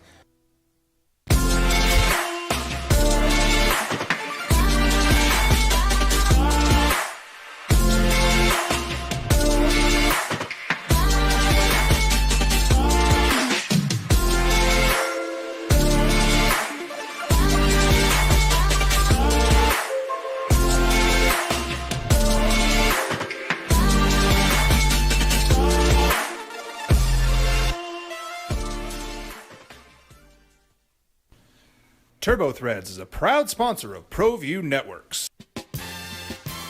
Almost 30 years of experience means fast service, great prices, and a wide selection of apparel from t-shirts to performance sports shirts, even jackets and hats. They feature low minimums and no setup charges on most orders. TurboThreads is located at 1503 Golf Course Road in Rio Rancho, or find them on Facebook, online at turbothreads.com, or call 999-1234 for TurboThreads. Well, I'm going to the frontier, walking to the cashier, order up a root beer and a number one. Cover it with green stuff, one scoop is not enough. Find a booth is real tough, back by the Duke. Meet my family, meet my friends in the quirkiest restaurant I have ever been. All of Albuquerque's favorite spot, it's the Frontier Restaurant. The Frontier Restaurant is a proud supporter of ProView Networks. Don't sacrifice quality and flavor when you're in a hurry. Golden Pride offers ribs, fried chicken, red and green chili breakfast burritos, and Frontier sweet rolls. 4 great locations, or visit us online at goldenprideabq.com. Golden Pride barbecue chicken and ribs are proud supporters of ProView Sports. The Yeller Sub, located on 7200 Montgomery Boulevard, serves breakfast all day long along with classic hot and cold subs. Don't forget about our shakes, malts and floats made with your favorite Bluebell ice cream. 45 years and still going strong. Come on down to the Yeller Sub, official sandwich of ProView Networks. We would like to thank the following sponsors for making this broadcast possible. For over 20 years, Evergard Roofing and Solar has been committed to customer service. Locally owned and operated, Evergard offers both commercial and residential roofing and solar services. For more info, please call 505-821-9543. Evergard Roofing and Solar are proud supporters of ProView Sports Network and New Mexico Youth Athletics. I might not be in the cage as much anymore. Just like riding a bicycle, I can pick up the fight from where I left off. I'm not some... Tonight, New Mexico United back to the Rio Grande Credit Union Field. And how about this? 5th straight USL Championship victory. Each of the last 4 coming by 1-0 margin. So New Mexico United 5-1. And they're tied atop the table with San Antonio. Now, game in hand goes to United. But 15 points, big bounce back after the rough ending in the U.S. Open Cup. And El Paso came back late, tied it in stoppage time, and then wins it in penalties. But what you're seeing is a really good base for this team. The back 4, right in front of Alex Tambakis, watch them be so good. And Kalen Ryden, their center back captain, you said after the game, winning 1-0 is not the easiest, but probably not the prettiest. But at the end of the day, it's a win, and that's what matters. Keeping opponents off the score sheet is fantastic, and the difference in the game, Ousmane Dieng, and he is different. And watching him get on the pitch, get into the starting lineup, get comfortable over the last couple games after he was acquired by United. He had played with head coach Dennis Sanchez in Vegas, where Sanchez first-year head coach for New Mexico. Like, that is a guy that stands out on the pitch. He is a wrecking ball in the midfield. He can provide you some defensive presence, but he has a nice ability to get forward. You saw that last night. United has invested a lot in this roster, and they definitely look just a little bit different this season. I mean, a lot of the same guys from last season stayed after Eric Quill left, which is funny. Eric Quill leaves, Eric Olin comes in. That's just Albuquerque sports there. And they are gelling on every facet imaginable right now for New Mexico United. 1-0 doesn't do it justice because last night was pure domination from the black and yellow last night on the pitch. 57% possession last night for New Mexico United. And a lot of that was just playing with their food a little in Monterey Bay. And they really used altitude to their advantage last night, New Mexico United. 11 shots to Monterey Bay, 6. New Mexico United, 5 on target. Monterey Bay, no shots on target last night. And that's the huge stat of the night. The New Mexico United back line, led by Kalen Ryden and, of course, Alex Tambakis between the sticks, were huge last night. And the Cardiac Kids, or the Kings of Chaos, as their nickname, it would be nice to win one, a match. At least they scored this one early. Yes. Got in the 30th minute. We got in the 30th minute. We got in the first half, which was great. It was in the second half goal. The first time in a league match we've scored in the first half since our opening match against Sacramento Republic, in which our only loss of the season. 5 straight wins for the black and yellow. Ties them, as you said, atop the Western Conference. Match in hands against a really good San Antonio team who last night scored 3 goals in 14 minutes. New Mexico United can only score 1. I would love to win a match by more than a goal, but a win is a win. The ability offensively is there. Like the speed on the wing, Greg Hurst, he scored some goals early this season. You figure a brace is coming. Like, he's going to have one of those games where he puts 2 in the back of the net. But I like the structure. The speed up top on the wings, kind of that classic forward in Hurst. Dieng, what he's brought to the midfield, man, he is super dynamic. He's a guy that fantastic. He stands out. You can see why he was on an MLS roster. And that's where United got him from in the transfer market. The pieces coming together. It's really nice, and the expectations just keep pushing forward for New Mexico United, and this is a big stretch for them. They got the Jägermeister Cup coming up on Saturday, just another cup people got to learn about. But this one is just USL teams, right? Yeah, that one's just USL teams, USL Championship, USL League One. It's a weird structure. They separated the 2 leagues into groups. So we're in a group with El Paso, Phoenix Rising, Colorado Springs.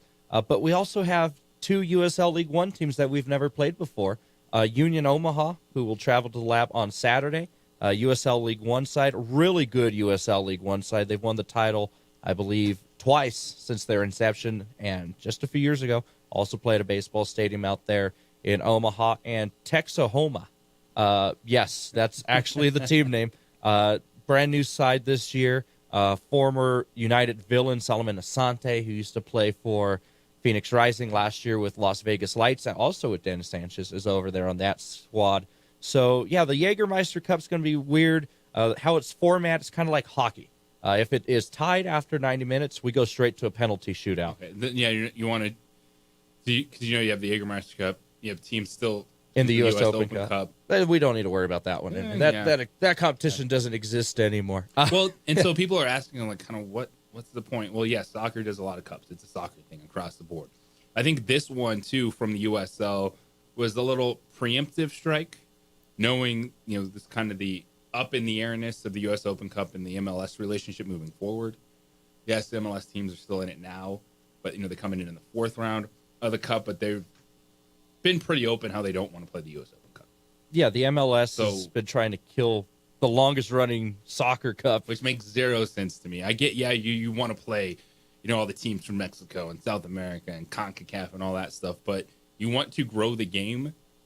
Those are little things that matter. Yeah, if you get beat, well, that's on you for thinking you can just get by, playing your backup squads to USL championship teams like we've seen, right? But so the Jägermeister Cup to me is almost like a preemptive strike of, okay, can we create some buzz in the USL world, knowing, the US Open Cup might look really different in a couple years. And then on top of that, get some of these League One teams experience against championship teams, because the USL has said it, they've announced it, but how's it going to work? Promotion and relegation. Finally. So just like what everyone else does, the USL says, hey, we're going to do that. And the majority of the owners have signed off on it. And so that's coming. You're like, well, what does that mean? That means if you stink, you drop. So they are talking about creating an entire new division, which would be... What they've titled it is they got Division 1 sanction from U.S. Soccer. So it's just right now USL Division 1. So USL Division 1, which they want to rival Major League Soccer. Like, this is their step at saying, we're not just a minor league product. We want to be on par with Major League Soccer. Now, financially, that's going to take a long time. Oh, yeah. Because that's why that has never been a conversation in Major League Soccer about the promotion and relegation, because of the franchise fee, of what it costs to be a Major League Soccer franchise owner in that league. But what USL is doing is saying, hey, we're opening up. We're going to give our clubs an opportunity. So they're going to create that league. It's going to be interesting to see how they pick out who plays in that league and then the filter down effect. But it's coming. And the Jägermeister Cup is really looking forward to, is the MLS going to take their ball and be by themselves? So you try to generate a little buzz ahead of changing the entire structure of soccer in the United States. I mean, it's going to look very different here in the few years. And that's just the sports world in general. You have conference realignment. Well, in U.S. Soccer, you have this as well.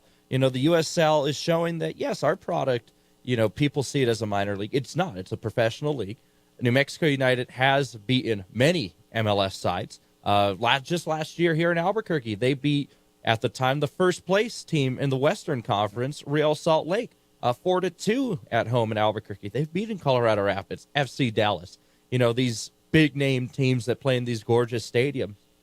But it goes to show you that the talent is there, the passion is there in these fan bases, and a lot of these franchises are cities that have been overlooked by MLS or have been wronged by MLS. You look at Sacramento Republic, who was supposed to go to the MLS, and then stuff fell through in the MLS. We're like, well, actually, I think we're going to go to Charlotte. Yeah. For whatever reason. And there's... You know what the reason is. Oh, yeah. Money. It's a money game. It's pro sports at the highest level, but it is interesting to see the steps that the USL has taken to get to this point, but then also looking forward about, changing the game and to see, what kind of impact that can have, in that summer soccer window against Major League Soccer. 505-246-0610, Sports Animal Hotline and text line is draft day, playoffs on the hardwood, on the ice. So much for you right here on the Sports Animal. This report is sponsored by Taco Bell. Luxury is having a choice between Taco... Slick-haired outsider posing with borrowed gloves. We would like to thank the following sponsors for making this broadcast possible. You followed him from the first day he signed with the team. You remember the day he poured in 63 points? The night he played a sold-out concert to 30,000 people. The day he gave his infamous speech. That's why you believe in heroes. That's why you remember and collect their memorabilia. All In Autographs, where you can meet some of the greats, collect some of the greats, and share your own legacy. Visit All In Autographs, where you can celebrate the great and have your own piece of history. TurboThreads is a proud sponsor of ProView Networks. Almost 30 years of experience means fast service, great prices, and a wide selection of apparel from t-shirts to performance sport shirts, even jackets and hats. They feature low minimums and no setup charges on most orders. TurboThreads is located at 1503 Golf Course Road in Rio Rancho, or find them on Facebook, online at turbothreads.com, or call 999-1234 for TurboThreads. International Protective Services is a proud supporter of ProView Sports and New Mexico Youth Athletics. IPS provides residential and commercial security services in the Albuquerque metro area. For more info, please call 505-897-2420 or visit internationalprotectiveservice.com. ProView Networks would like to thank the following sponsors for making this broadcast possible. Hans Whitler Automotive, German car maintenance and repair in Albuquerque, New Mexico. Call 505-294-7684 or visit hanswhitlerauto.com. Hi, my name is Ruben, and I'm with the New Mexico Educational Assistance Foundation. We are proud sponsors of high school and college sports. Either college or trade, we can help you find the funding you need. Go to nmfafsa.org. That's nmfafsa.org. We would like to thank the following sponsors for making this broadcast possible. High school sports are back. You can watch every ProView Network broadcast online on the NFHS network. Every moment from every game from every sport, including all NMAA state championship games. Get your monthly pass now. Just go to ProViewNetworks.com, click on the NFHS logo, and sign up today. Watch New Mexico's best. From the Sandia foothills to the banks of the Rio Grande, generations of families remain.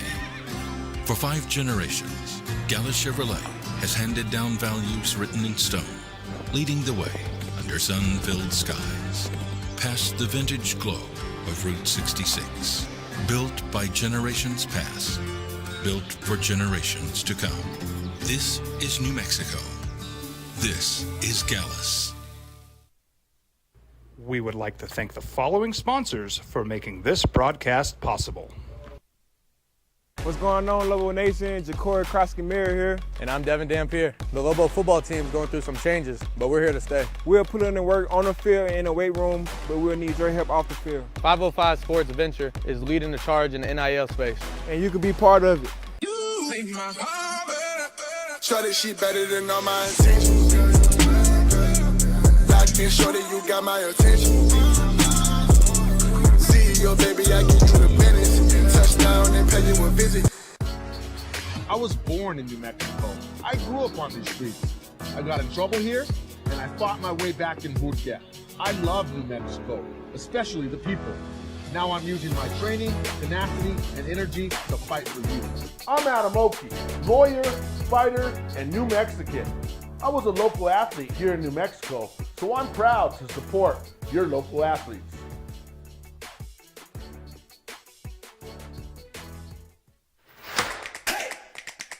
Albuquerque's leader in sports is ProView. From pros to prep. All your favorite action.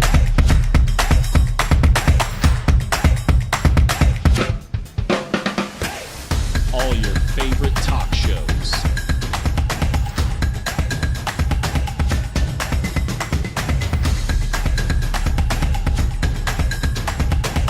Find it on ProView Networks.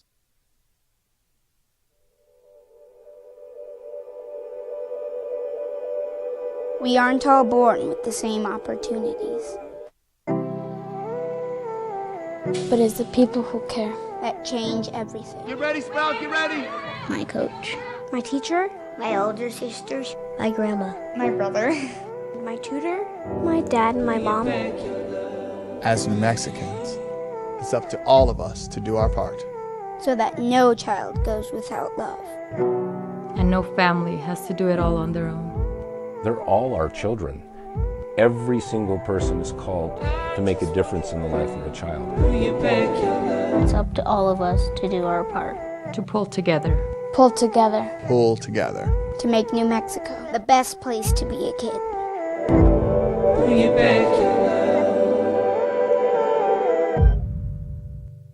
These days, it's important to know people and businesses you can trust. There's a lot of places where you can buy a vehicle, but there's only a few local dealerships where you'll find honest people who have your best interests in mind.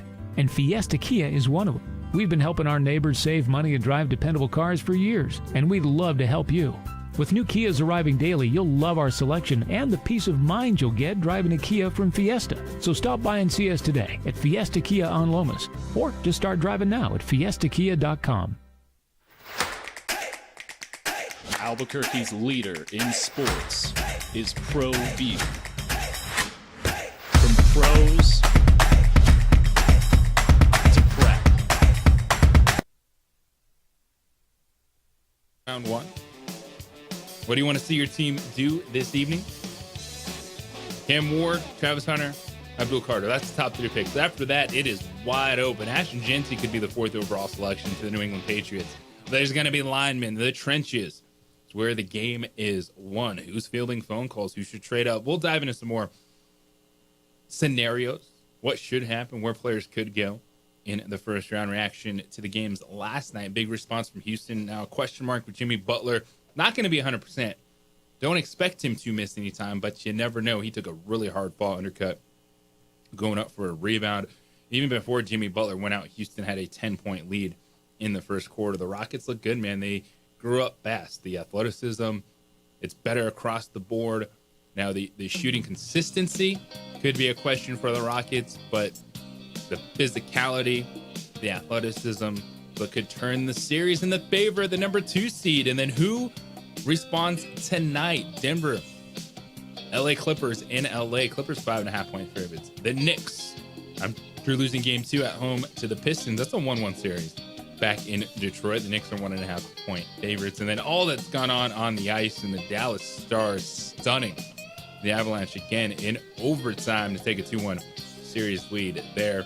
505-246-0610, Sports Animal Hotline and text line. It is the opening drive here on the Sports Animal.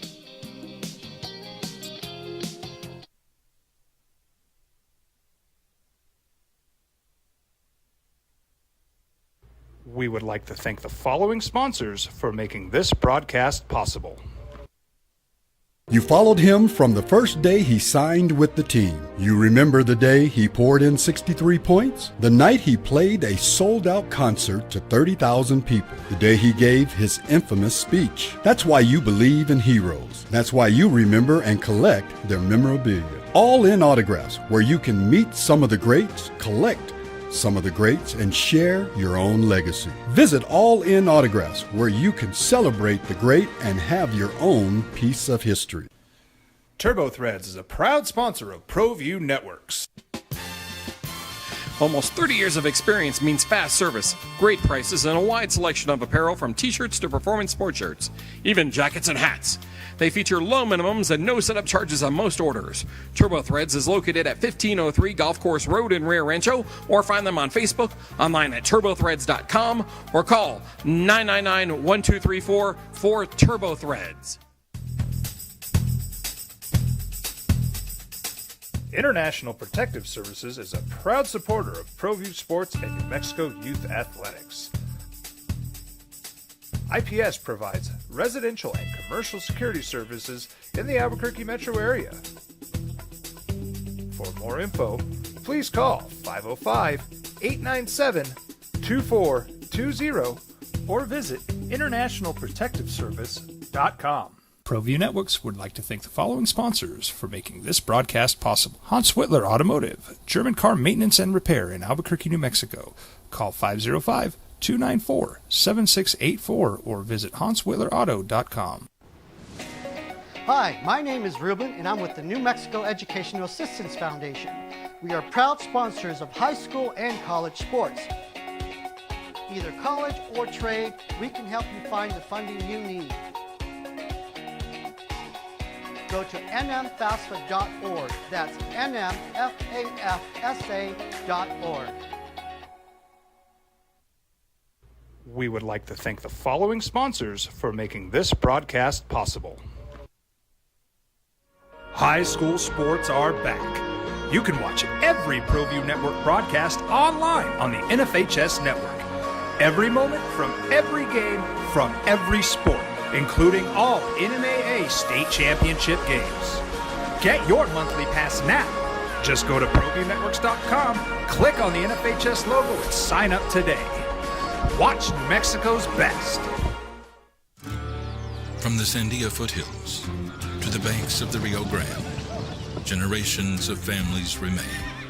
For 5 generations, Gallus Chevrolet has handed down values written in stone, leading the way under sun-filled skies, past the vintage glow of Route 66. Built by generations past, built for generations to come. This is New Mexico. This is Gallus. We would like to thank the following sponsors for making this broadcast possible.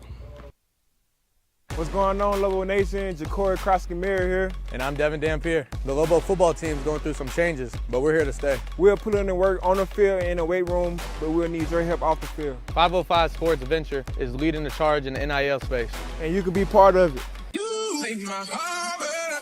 Try this shit better than all my intentions.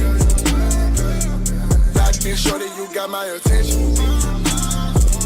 CEO, baby, I get you the business. Touchdown and pay you a visit. I was born in New Mexico. I grew up on these streets. I got in trouble here, and I fought my way back in boot camp. I love New Mexico, especially the people. Now I'm using my training, tenacity, and energy to fight for you. I'm Adam Oki, lawyer, fighter, and New Mexican. I was a local athlete here in New Mexico, so I'm proud to support your local athletes.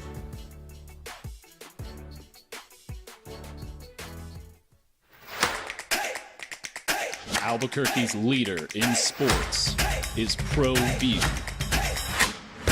From pros to prep, all your favorite action.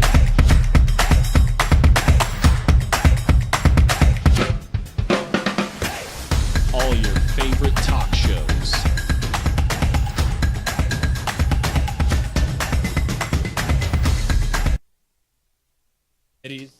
Taking a breather. So we got you covered right here on the opening drive. JJ Buck, Carlos making his debut this morning. Absolutely killing it. Adrian holding it down on ProView Networks. You can catch the show Xfinity Channel 26 streaming online.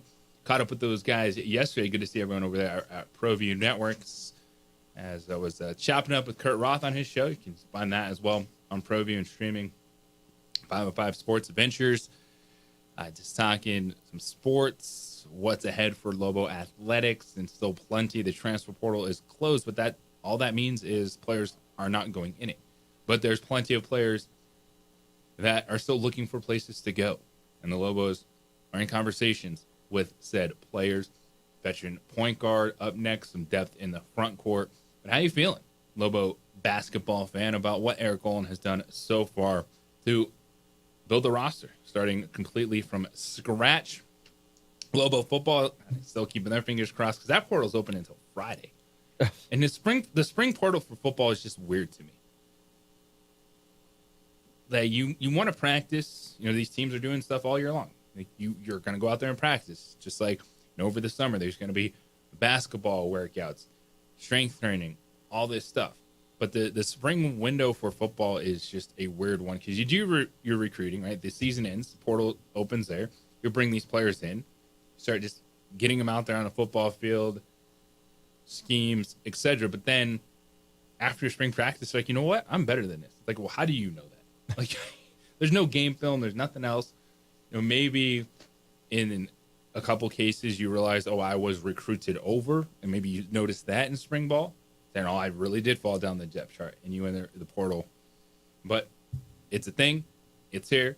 And Lobo football keeping their fingers crossed that they don't lose more players. Running back room might be one to watch because you keep talking about how they got 4 dudes they really like. And are you going to be able to keep 4 dudes happy on the football field next year? Yeah, I mean, first off, Jason Eck talked about this the other day. There needs to be one transfer portal for football, in my opinion.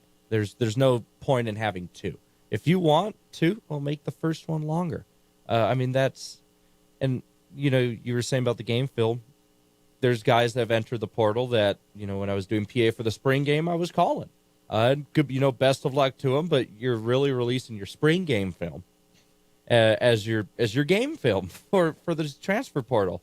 So best of luck to them. if they think that's what's best for them. But, what's unfortunate is I feel like there's a lot of guys, and Jason Eck touched on this too, that might be being, led astray by certain people thinking that they can make more money when they can't.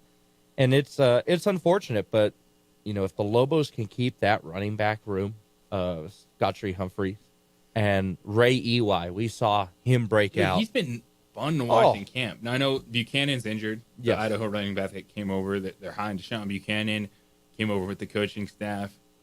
But you mentioned Scottree Humphrey, the Montana State kid. Why am I blanking on the Sam Houston State transfer who was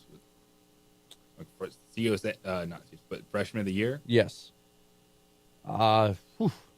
I should have brought up Foster. Yeah. That's my fault, just jumping into this conversation. But, yeah, and that's one where you have playmakers. You do have some experience in that backfield. And the thing where, it's a bummer that the portal's open, but then you're like, you need it. They have to bring in another quarterback. DJ McKinney. There you go. Is your guy. Yeah, McKinney. Yeah. So you have guys that have produced, that come in with a track record. And now, all right, how do you supplement that depth? Where you're keeping your fingers crossed, you don't want to lose people, but at the same time, you need people. And the Lobos, they need some depth, especially in the quarterback room, because you tip your cap to Lobstein and Machenbach, and they got a ton of playing time this spring because Jack Lane, the Idaho quarterback, came over. He's hurt, and he's had a track record of being injured. And if your quarterback's on a pitch count right now, that's not a good start. That's not great. And when you look at the quarterback talent that they have, it's one where, all right, that's the biggest question. Like, they somehow, some way need to find a diamond in the rough, maybe a guy that could come in and actually be the starting quarterback for this team next year. They got the 3-star quarterback coming in at high school, young guy. Maybe there's some packages for him. Sounds like he's a dual threat guy, which with those running backs, I know Eck is more of a pro style guy under center running game, but yeah, multiple running back sets, maybe some zone read looks in there. Like, I'm thinking, all right, how do you maximize the talent that you have, which is right now in that running back room with a giant question at quarterback? They feel like they have a solid offensive line, and that's 3 different staffs the last 3 years that have been able to build an offensive line at New Mexico, which is tremendous. So, all right, maximize your running back room with some athleticism at quarterback. Ending spring, that is the biggest question for Lobo football. Yeah, I mean, we saw it in the spring game. You and I were there, and that running back room is so solid. That O-line, that's all I kept hearing this entire spring practice. I sadly didn't get to go out to any of them, but from people around the UNM athletic department, man, our O-line's solid. Man, can't wait for this O-line being out there. Man, that's what's important, right? I mean, you look at the last Lobos teams that have gone to bowl games with Lamar Jordan at quarterback. That was a very heavy run team, both of those years when we went to the New Mexico Bowl against Arizona and the New Mexico Bowl against UTSA. Yeah, it was a 2-quarterback system. Yeah, what really was. That they made work. So Lamar Jordan, the option quarterback, running the offense, it was explosive. It was like so next fun to level watch. Speed from the quarterback. And then Austin Apodaca out there just slinging it. Yeah. I mean, those Lobo teams were fun to watch, led the nation in rushing. What Coach Eck is building here is starting to remind me a lot of that. That running back room, I can't speak to it enough. Friends of the show, if they stick around, we're going to have an exciting running game. That O-line is very solid. I see Jason Eck going out and getting a good quarterback that either can challenge for that number 1 spot or be a solid backup. Who's that? Well, but who is the quarterback? Who's in the portal right now? You're going to have to take a chance on someone that, again, it's what film do they have? There's not you can't say that there's good quarterbacks available right now because they're probably on rosters. They probably already gotten paid, but you got to find something. Like, you got to find some depth, find someone that can give you an opportunity. And it could be Lane. It absolutely could be. But when you don't play in spring, and then you're talking about even fast forward, as Coach Eck was saying, they're going to take his time when you get to fall. You can't count on that. You just can't. Yeah, I mean, Giovanni McCoy was in the transfer portal, former quarterback at Texas State, played for Coach Eck at Idaho, has committed to Temple. So there's that option off the board that was looking very possible for the Lobos is a good one. But college football nowadays, who knows? You know, you can always try to see if you recruit a guy off a roster. I'm not saying the Lobos are that type of team, but there are teams that have done to try and flip commits. You know, you've already committed to the school. That's great. But we saw when Bronco Mendenhall left, that means nothing. All our commits left to Utah State. And, I wish them nothing but the worst there at Utah State, along with Bronco Mendenhall. I don't think you're alone in that one. No. 505-246-0610. Speaking of football, the NFL draft is 10-9. What are the positions you need to watch for? Where is the top end talent in this draft? And what are going to be some of the fun moves that happen mid to late first round?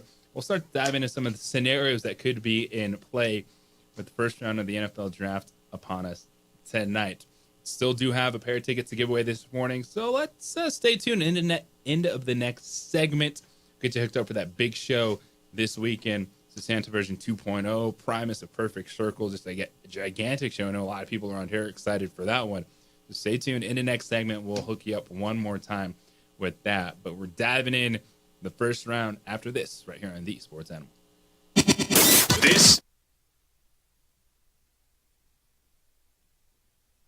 We would like to thank the following sponsors for making this broadcast possible.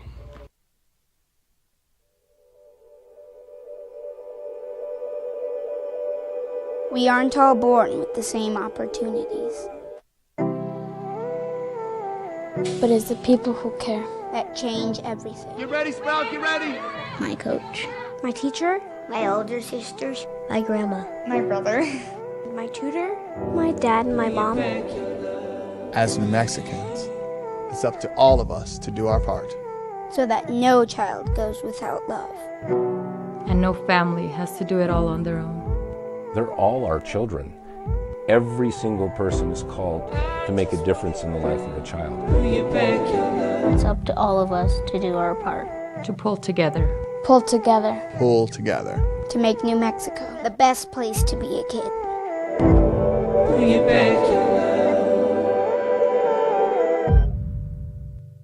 These days, it's important to know people and businesses you can trust. There's a lot of places where you can buy a vehicle, but there's only a few local dealerships where you'll find honest people who have your best interests in mind. And Fiesta Kia is one of them. We've been helping our neighbors save money and drive dependable cars for years, and we'd love to help you. With new Kias arriving daily, you'll love our selection and the peace of mind you'll get driving a Kia from Fiesta. So stop by and see us today at Fiesta Kia on Lomas, or just start driving now at fiestakia.com.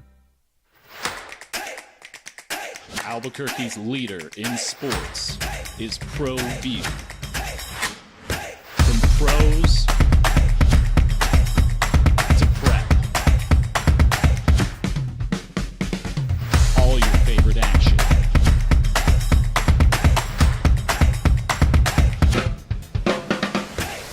All your favorite talk shows.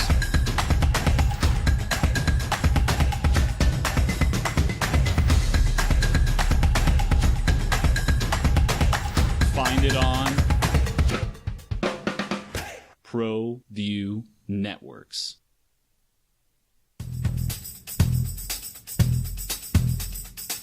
International Protective Services is a proud supporter of ProView Sports and New Mexico Youth Athletics. IPS provides residential and commercial security services in the Albuquerque metro area. For more info, please call 505-897-2420 or visit internationalprotectiveservice.com. Well, I'm going to the frontier, walking to the cashier, order up a root beer and a number one. Cover it with green stuff, one scoop is not enough. Find a booth is real tough, back by the Duke. Meet my family, meet my friends in the quirkiest restaurant I have ever been. All of Albuquerque's favorite spot, it's the Frontier Restaurant.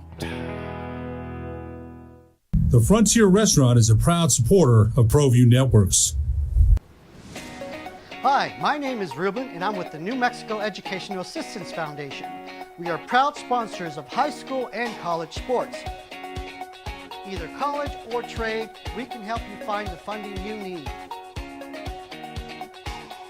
go to nmfafsa.org. That's nmfafsa.org.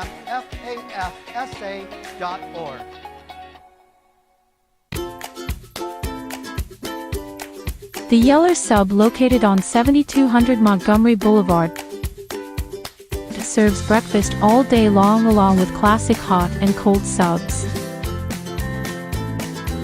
Don't forget about our shakes, malts and floats made with your favorite Blue Bell ice cream. 45 years and still going strong. Come on down to the Yeller Sub, official sandwich of ProView Networks. Don't sacrifice quality and flavor when you're in a hurry. Golden Pride offers ribs, fried chicken, red and green chili breakfast burritos, and Frontier sweet rolls. 4 great locations.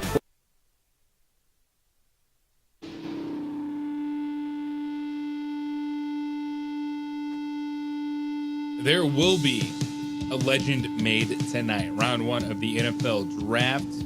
There's one quarterback for sure going, Cam Ward, Tennessee. We got it. There will be impactful players, franchise players. Maybe you find your left tackle for the next day. A pass rusher becomes a defensive rookie of the year. It helps your team get to the postseason. Like Jared Verse last year for the Los Angeles Rams.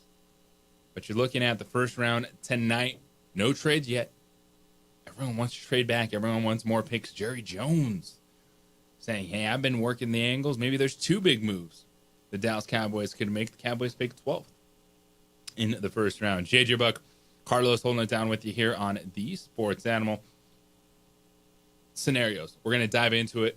The players to watch. But first, you're rocking the Raiders jersey this morning. 6th overall pick, Vegas. Who do you want? Of all the players that could be there, who's your number 1 pick for the Raiders? My number 1 pick for the Raiders, for the Las Vegas Raiders, is Ashton Jeanty. I feel like that's the one that hits home and makes the most sense. I mean, when you look at the history of the Raiders and what the late, great Al Davis would want, he'd want one of the fastest, most explosive guys in the draft. And that is Ashton Jeanty. Will he be there is now the bigger question. As I'm looking at a mock draft from Daniel Jeremiah this morning with the with NFL, he might get taken right before us, which leaves the Raiders and Pete first season and head coach Pete Carroll in a weird spot. Do the Raiders even try to move up higher in the draft than 6? Did those late season wins really hurt you at the end? Everyone talks about those late season wins. They get so frustrated about it, winning games late in the season. Like at some point in time, you can't have 5, 6, 7 teams not playing. And some of these teams, like I know the Patriots, right? They're frustrated because they have the 4th pick. Like, oh, could have been Travis Hunter, could have been Abdul Carter. Y'all started Joe Milton that last game. Yeah.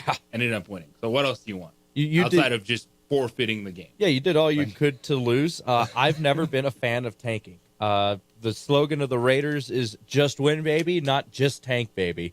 And some Raider fans will hate me for that statement of saying, we should never tank. I'm right there with you. Tanking does not guarantee you anything. Because let's go over the track record of number 1 picks. They don't all magically change franchises. Jamarcus Russell. But you look at the best quarterbacks in the NFL right now.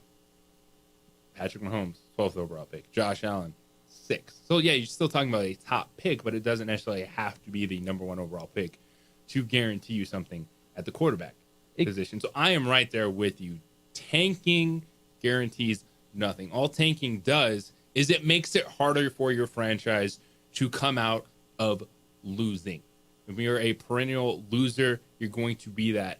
Quarterback at number 1 is going to have too much to overcome to make you good. So I'm 100% on board with that philosophy. If you happen to land the right quarterback at the top of the draft, it doesn't have to be number 1. It can be 5. It can be 6. It can be 12. It could be Lamar Jackson into the first round.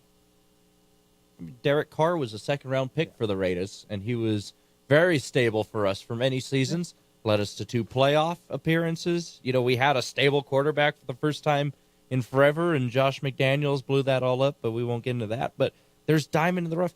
Tom Brady. It is brought up every year. I know. Tom Brady, drafted super unicorn, late. the outlier. Yeah, the outlier in all of this too. But the second round, there's people there that are good in the second round that you can get that, yes, will give you a chance to compete, win a Super Bowl, maybe not. Potentially. And that's what it's going to be this year. There's going to be hot and heavy on quarterbacks at the top of the second round. So you like Ashton Jeanty, and I think Ashton Jeanty is someone a lot of teams would love. Like if you're talking to Patriots fans, they're like, yeah, give Drake May Ashton Jeanty. The Jaguars and Jeanty noise has really picked up over the last few days. So to me, that is fascinating. I was thinking, Jacksonville for sure was going defensive or offensive line. Just one more member to protect Trevor Lawrence. Liam Cohen, first-year coach coming in. It was the OC with the Tampa Bay Buccaneers last year. But Jeanty, 4 to 10. He does not get past Chicago if somehow, some way he's still on the board there. I think the Bears take him, Ben Johnson, Caleb Williams, that offensive line. The fact that it's DJ Moore and Keenan Allen and Cole Kmet, that offense would be ready to take off next season. But, I think Jeanty, like you just said, is a lot of people's fan favorite. If he's on the board, take him. Now, if the Raiders don't get Ashton Jeanty, then what do? It's offense, defensive line. That's where the top-rated talent is. You look at, looking at the NFL.com/draft IQ big board. And it's really interesting just to see kind of where the talent is clustered. And they have 4 offensive linemen within the top 15 as the highest rated players in this draft. So that's what you're going to see. Once, Cam Ward, Travis Hunter, Abdul Carter, and Ashton Jeanty are off the board. It's offensive linemen, and it's those pass rushers getting to the quarterback. So if you can't land Ashton Jeanty, you know what? Potentially getting a day one start in the offensive line ain't too bad. Kelvin Banks Jr. is a guy that I'd watched for a while, offensive tackle, that I've seen on multiple scouting reports that up until the Jeanty to Jacksonville rumors started coming up, had not been on the Raiders fan radar based on social media posts on X and all that fun stuff. But looking more into him, looking more likely, sadly, that we may not get Jeanty. What's the harm in getting an offensive tackle? I mean, you get Geno Smith in this year, right? You got to have protection for him. He's known for getting injured, kind of easily sometimes. So you got to do your best to protect Geno Smith, to throw to a guy like Brock Bowers, to throw to a wide receiver like Jacoby Myers. And in the second round, you go get a quarterback there. If you really want a quarterback, if the Raiders really want a quarterback, like a Jackson Dart. That's if Jackson Dart doesn't go in the first round. 37th pick. Yeah. So Jalen Milroe is the name been floated around Raider Nation. Shuck, McCord, guys with some upside. You could sit him a year behind Geno Smith, and you look at the money on Geno Smith's contract, it's nothing guaranteed after 26. So yeah, they brought in the veteran guy. They want to compete, an opportunity, but of course that does not take a quarterback off the board at all for the Raiders. So, 37 in that mix right there, what you just laid out. All right, so what do you want? The Raiders fan, Ashton Jeanty, but would be fine with the day one starting offensive lineman. If I'm the Denver Broncos, sitting there at 20, if there's no movement, everyone was assuming, probably going to be a running back, right? There's been a lot of buzz about the running back position for the Denver Broncos. Amarian Hampton, first-round grade on the running back out of North Carolina. Well, we had Brandon Cristal on the show Tuesday. Brandon Cristal, reporter working with Guerrilla Sports up there in Denver, a guy that's been tied into that market for a while. I laid that question out to him. And he doesn't think the Broncos would go running back in round one. He does think that it's a possibility that if a Colston Loveland, a tight end from Michigan, would be there, that would be someone that Sean Payton would add to the offense, even with the signing of Evan Ingram in the offseason. But, Ingram, an older tight end, did miss some time last year. But he thinks Colston Loveland or one of the wide receivers. The wide receivers are going to get pushed down a little bit. In this one, you have Tet McMillan, who looks to be wide receiver 1 in this draft class. Arizona product, long, lengthy. Did see him torch the Lobos last season. But, man, if you want good film, and this is such a bummer, that you pulled up what you did. I'm so happy that we finally moved on, but the amount of years I saw Devontae Adams college film. Gosh. Torching the Lobos. I was like, come on. That one game in Fresno State will forever haunt me as a Lobo The fan. Derek Carr and Devontae Adams. Yeah. I mean, the good tearing thing, it up. Josh Allen, Jordan Love didn't really have a lot of film against the Lobos, which was great. That was always my argument about, I don't know how they're going to do. They could have beat the Lobos. They're not on that draft film. Yeah. Tearing up the Lobo defense.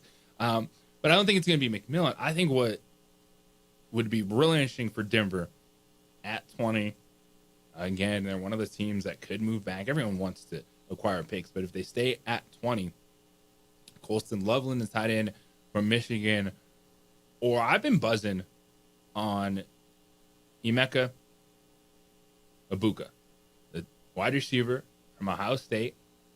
I know Matthew Golden from Texas is a speedster, but I think Ibuka at 20 could be really good because one thing, Cortland Sutton settled in nicely. Again, older receiver.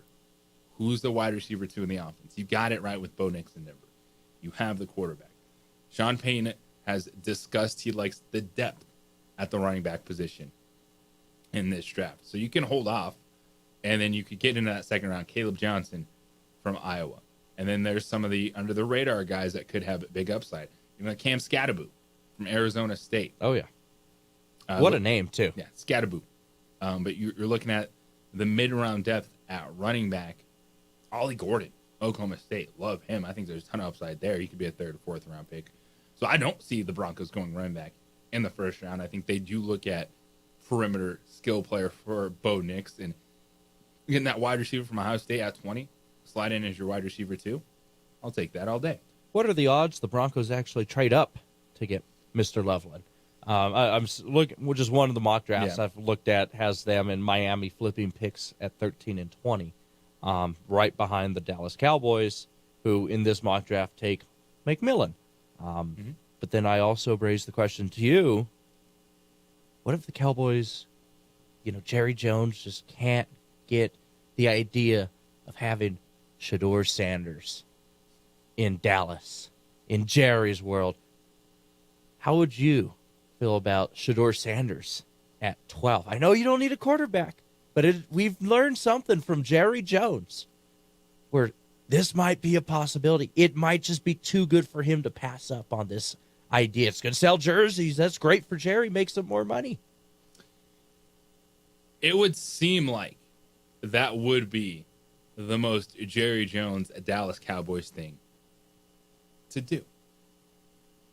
But even with Jerry Jones being the grand poobah, being Jerry Jones, the man in charge, the man that's making the selection, it's on him. They haven't done that in the first round of just go off the board, go wacky. And they've had pretty good track record of first round picks over the last few years. So, yes, the Sanders to Dallas, how does Deion play into this? And that's was one of those things. Well, if you draft Shedeur Sanders, does that mean Deion's going to be the coach in the future? If you struggle year one, and then Shedeur is all upset, all this stuff.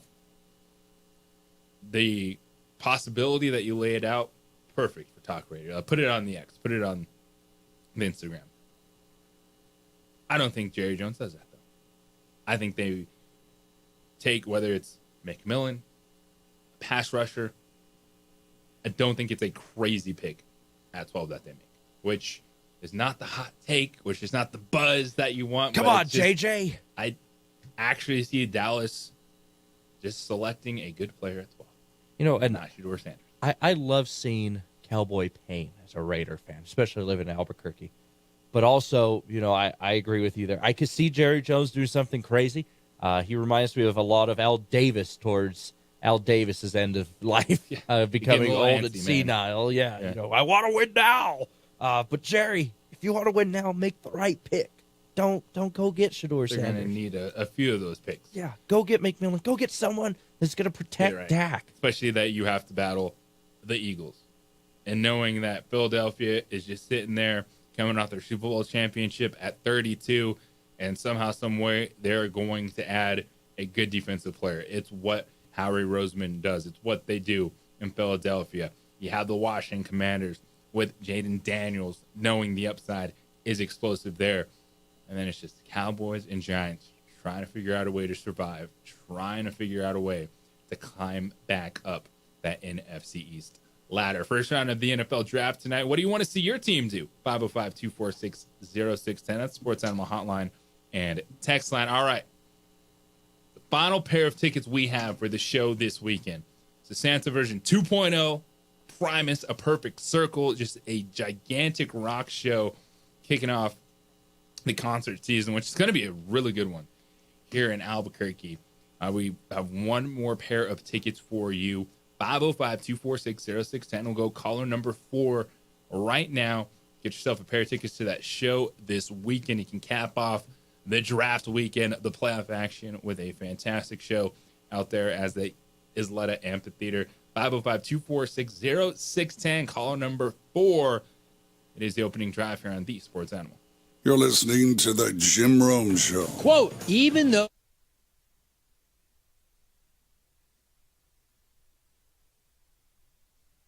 We would like to thank the following sponsors for making this broadcast possible.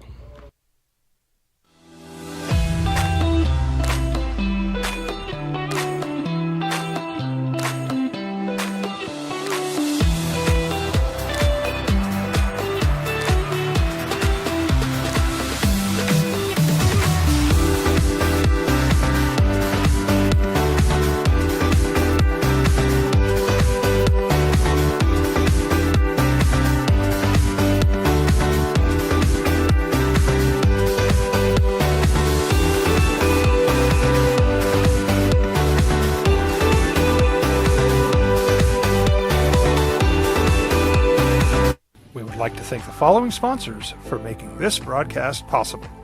For over 20 years, Evergard Roofing and Solar has been committed to customer service. Locally owned and operated, Evergard offers both commercial and residential roofing and solar services. For more info, please call 505-821-9543. Evergard Roofing and Solar are proud supporters of ProView Sports Network and New Mexico Youth Athletics.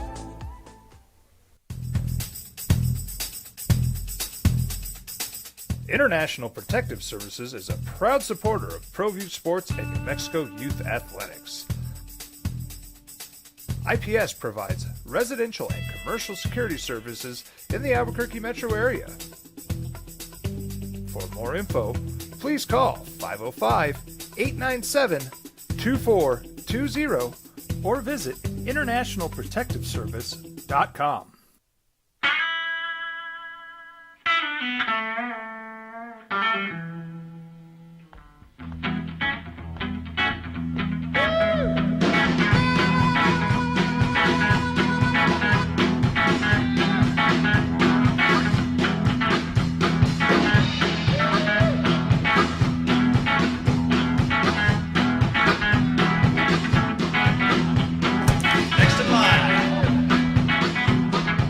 Rudy's is a proud supporter of ProView Networks.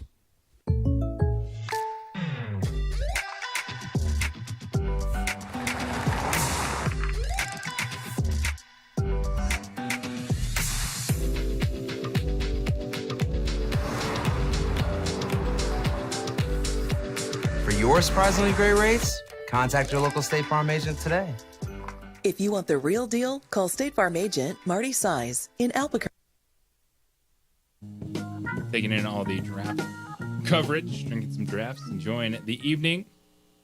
It's a multi-screen night. It's a multi-screen week with the NBA, NHL postseason action going on. NFL draft tonight. 505-246-0610, Sports Animal Hotline and text line for you this morning. JJ Buck Carlos, Adrian holding us down on ProView, where you can watch the show every single morning.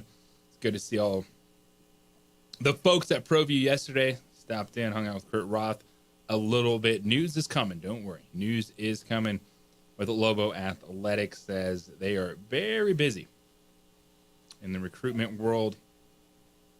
505 Sports Ventures Foundation, of course, the collective for the University of New Mexico, which is a huge piece to this puzzle in the transfer portal era. Tonight, Knicks Pistons Game 3 in Detroit, and I love the way the Pistons have played. They've played 2 good games, had a disastrous fourth quarter in Game 1 as the Knicks go on that 21-0 run. I thought Cade Cunningham was going to be the best player on the floor in that series. The difference would be the fact that at least 1 through 5, the Knicks are better. But the Pistons, the effort, what J.B. Bickerstaff has done, and that's why you probably don't really think about it all that much, but the battle for NBA Coach of the Year, you look at the finalists for that award that were announced by the NBA. Kenny Atkinson, Cleveland. Yeah, the Cavaliers are the 1 seed in the East. But J.B. Bickerstaff and Ime Udoka. And Bickerstaff and Udoka is a legitimate debate. This Pistons team was terrible. I know I said Ime Udoka was my Coach of the Year, but then you're like, wait a second. J.B. Bickerstaff took a Pistons team that had a 28 game losing streak last year?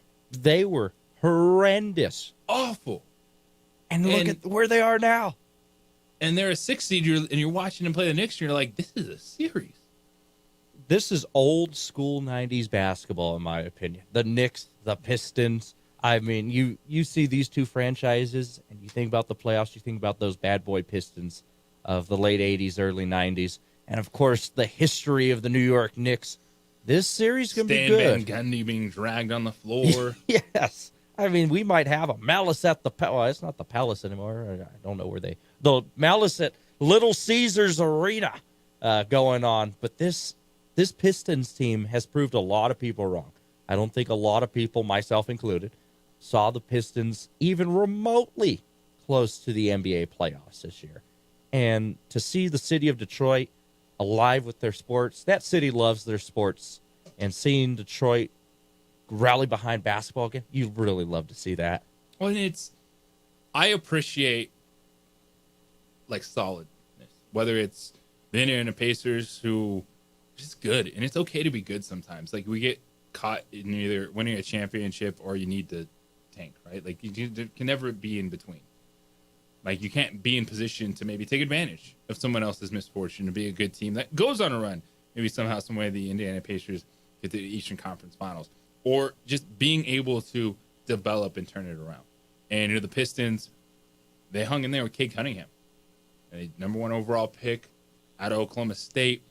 He stuck around. They gave him the big time contract, which yes, that max contract makes it easy for these guys to stick around. But then just grinding, and Jalen Duren in the middle. They drafted one of the other Thompson brother who plays 20 minutes per game, and then just veterans that work. Tim Hardaway Jr., Malik Beasley, Dennis Schroeder, like good hard basketball where, yeah, on paper, the Knicks should control their series, and that hasn't been the case. Like the Pistons have played well. The Pistons had fourth quarter leads in both games. Now they were able to hold on and not fall on their face in game 2, but I like that. I appreciate that when franchises are able to grind and then see some success.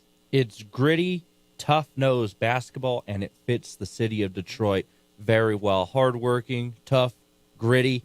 I mean, that basketball team represents the city so well, and I really think they can take 2 of 3 here in Detroit. I mean, series is 1-1, and you put all the pressure on the Knicks going back to the Garden. The Knicks are favored by 1.5 tonight, but anything is possible. Anything is possible. Anything is possible. Kevin Garnett, great moment. What did Jason Tatum say a few years ago? We did it! Trying to do his best Kevin Garnett, but anything is possible. It's the playoffs, baby. Playoffs. Yeah, and it's one where you said that word, pressure, and the pressure is on the Knicks because I'm looking at Jalen Brunson, Karl Anthony Towns, Mikal Bridges. Like, yeah, you should outdo the Pistons. You should take control. Like, this needs to be Brunson and Cat, that dynamic duo being unstoppable tonight. Like, that should happen from the Knicks. But the Pistons got the confidence from it. They got that underdog mentality, that chip on their shoulder, and we've seen them play really well in the first 2 games. Speaking of a team that needs it, it's the Denver Nuggets. Oh, yeah. A lot of people were picking the Clippers. It's a 4-5 series. It could go either way.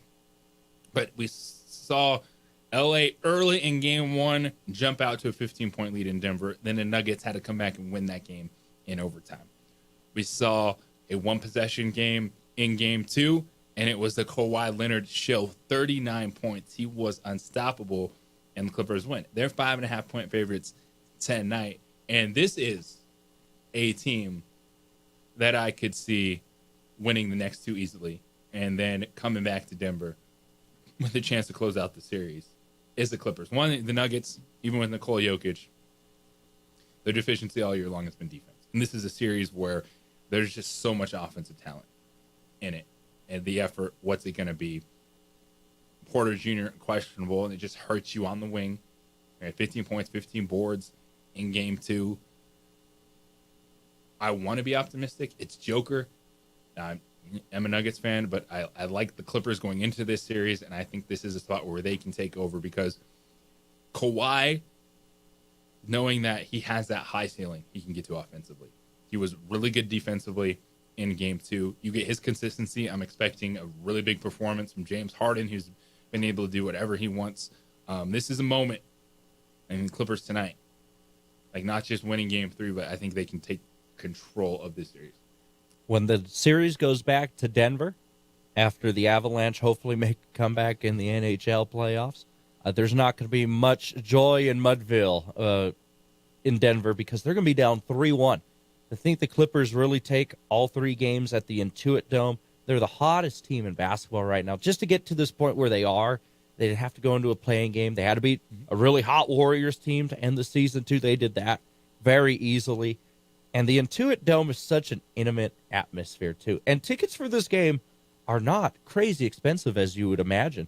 The cheapest ticket right now is $71. $71 for a playoff game?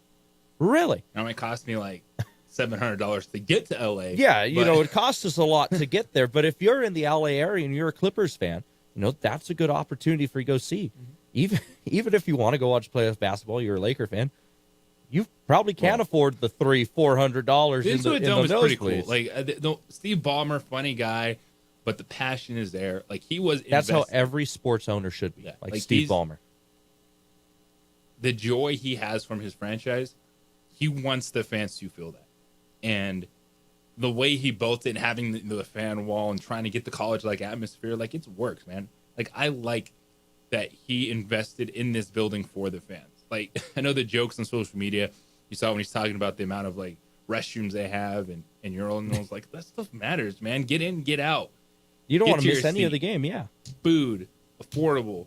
Get there. That's what you want in new era venues is, to feel comfortable all the while, but it be about the fans. When they got Kawhi Leonard, there was a clip of him, and I'm going to censor it because I can't say stuff on air, but he's like, "This is pretty dang cool, man. This is pretty dang cool." And he's going to be saying that all weekend as the Clippers take the next 3. Actually, you know what? Well, they win the next 3. It's over. Done. It's done. It's going to end in L.A. It's not going back to Denver. I hate to be the bearer of bad news, but the Clippers are going to finish this one off. The momentum, the team, the atmosphere in L.A., they're ready to rock and roll and bring it. And we don't need to discuss much about Memphis and OKC. No, I feel like that one was, over before it started. Over before it started. 51-point loss in the playoffs. That's just outstanding. At that point, you just, as you're the head coach of the Grizzlies, what do you do? An interim coach. Yeah, interim coach. You're like, well, you just throw your hands up. It's like, well, guys. The only thing you're asking yourself is, see you in 2 days. Can Ja Morant continue to be the face of your franchise? And if not, what can you do to either bring someone else in alongside him, or is Ja Morant movable? And bringing someone in to a city like Memphis, has come from a guy from Albuquerque that's about to say this. Memphis isn't the sexiest city in the NBA. Got some money, though. It does have money. It has a great Bass Pro Shop, from what I understand, to the Giant Pyramid. But it's going to be harder, I feel like, to bring a big guy that can help, Ja Morant win there compared to a city. And Oklahoma City is also one of those cities where it's hard. But they've done it through the process of the draft. But if you're almost 10-point underdogs in the playoffs, Knicks 1.5-point favorite tonight. The Clippers 5.5-point favorites. That's a big spread for the playoffs. put 9.5 point dogs The only reason on it's your home under court? 10 is because they're in Memphis. Yeah, that's the only. The spread was 14.5 in game 2 in OKC. Yeah, if you have double-digit spreads against you, that's, this is going to be a sweep for the Thunder. Good for them. I really hope that they can go on. If the Warriors can't win it, I hope the Thunder do. For the people in Oklahoma City, they really deserve that. They deserve a champion for sure. We all deserve to be champions. We all deserve it. At some point in time, you want to taste that with your franchise. 505-246-0610. That's Sports Animal Hotline and text line this morning as we count down to the NFL draft. The Tennessee Titans are on the clock, and they are selecting number 1 overall. They're leaving no doubt. They're not trading the pick, and it looks like it is going to be Cam Ward. The top 3 we know, it's going to be Cam Ward, Travis Hunter, Abdul Carter. Most likely in that order to the Titans, Browns, and Giants. And then after that, it could get fun with Ashton Genty. Does he go early? And then is it just about the trenches, the offensive tackles, the pass rushers? See some of the skill players get pushed down a little bit, but that's pretty good value then mid to late first round with what we're going to see tonight in the NFL draft. It is the opening drive here on 95.9 FM, AM 610, the Sports Animal.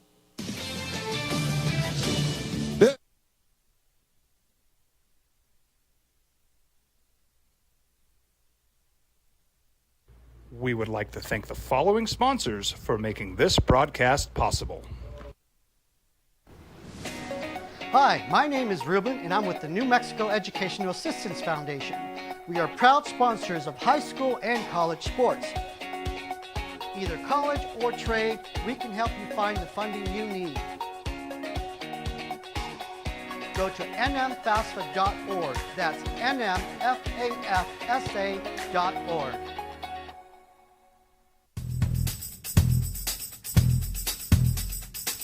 International Protective Services is a proud supporter of ProView Sports and New Mexico Youth Athletics. IPS provides residential and commercial security services in the Albuquerque metro area. For more info, please call 505-897-2420 or visit internationalprotectiveservice.com. I'm a Blaze King customer, and I have been for the last 10 years. Blaze King stoves are very efficient, they're easy to maintain, and they use a lot less wood than you would typically use with a fireplace. Blaze King, that's a fire. The heat is on when it's a Blaze King wood stove, controlling heat up to 40 hours on a single load of wood with a built-in thermostat. See for yourself at either Blaze King showroom, Albuquerque and Santa Fe. Blaze King, and now that's a fire. From the Sandia foothills to the banks of the Rio Grande, generations of families remain. For 5 generations, Gallus Chevrolet has handed down values written in stone, leading the way under sun-filled skies, past the vintage glow of Route 66. Built by generations past, built for generations to come. This is New Mexico. This is Gallus. Hi, my name is Daniel Chavez, and this is my business partner, David Chavez. We are the owners of Indeed Safety. Indeed Safety is a local safety consulting company helping our clients with their safety needs for their projects. One of the things we pride ourselves as a construction safety company is helping our men and women in construction get home safe every day to their families. Indeed Safety is a proud supporter of ProView Network.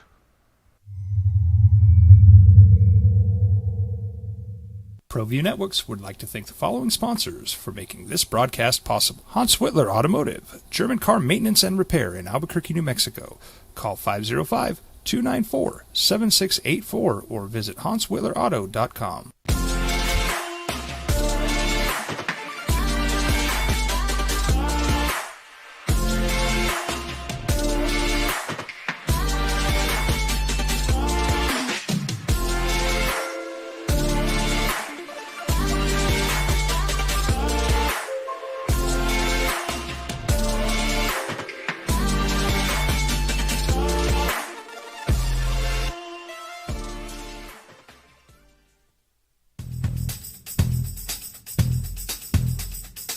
International Protective Services is a proud supporter of ProView Sports and New Mexico Youth Athletics.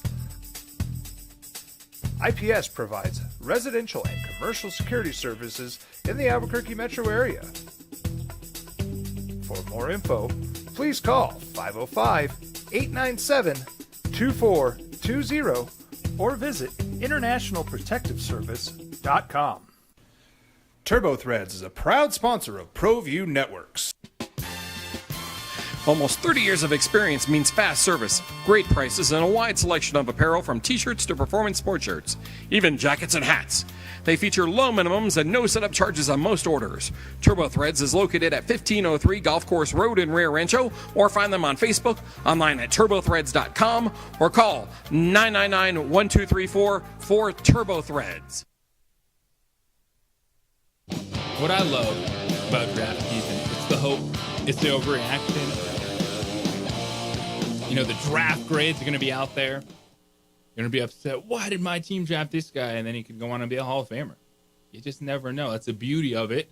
That's also why we wake up every morning excited to talk sports, because we're all armchair coaches. We're all armchair general managers. I love it. If I could put my EA Sports college football work on my resume, man, that would open so many doors. You know, if only college sports teams could see how well of a head coach I am in NCAA. You know, I think I could have been the next head coach of the Lobos. I mean, I've won them a national title in year 3 as head coach on that game. Okay, so I didn't win a title with the Lobos. Won a conference championship, got to a bowl game. I did. Oh, my. J.J. Bronco Mendenhall us. Come on, I J.J. gave him 3 years. Okay, that's more. He Richard Pitino'd us. Raised expectations a little bit. Yeah. Before I took another Set job. a high standard for the next coach coming. Gave him a little something. At least, you know what? I think most Lobo football fans will say this. We'd be happy with that. You know, going to a bowl game. Just winning 5 games last year was so happy. Being in the conversation there. You were in Hawaii for that last game of the season when that high school quarterback torched us on the high school That was field. just such a... I'm thankful for the opportunity from UNM Sports Radio Network, you know, that they believe in my work and, you know, give me these chances with football, you know, outside of just being the studio host, but someone that can step up on the broadcast. But that was just a weird vibe. Like that Hawaii. You're in Hawaii, so it's awesome. It is. You're in Hawaii. But, you know, the pregame, the energy in that first half, you're like, is this team playing for a bowl game? Like, it felt off. And that was already a week in which stuff was simmering. Like, people were talking about the Utah State job, and there's some people like, that's outrageous. Like, no way. Within UNM that were like, this is ridiculous. What are we even talking about this for? But it was like enough out there where it's like, oh, like, whether they win or lose, like, is he going to be the coach of this team in a bowl game? Yeah.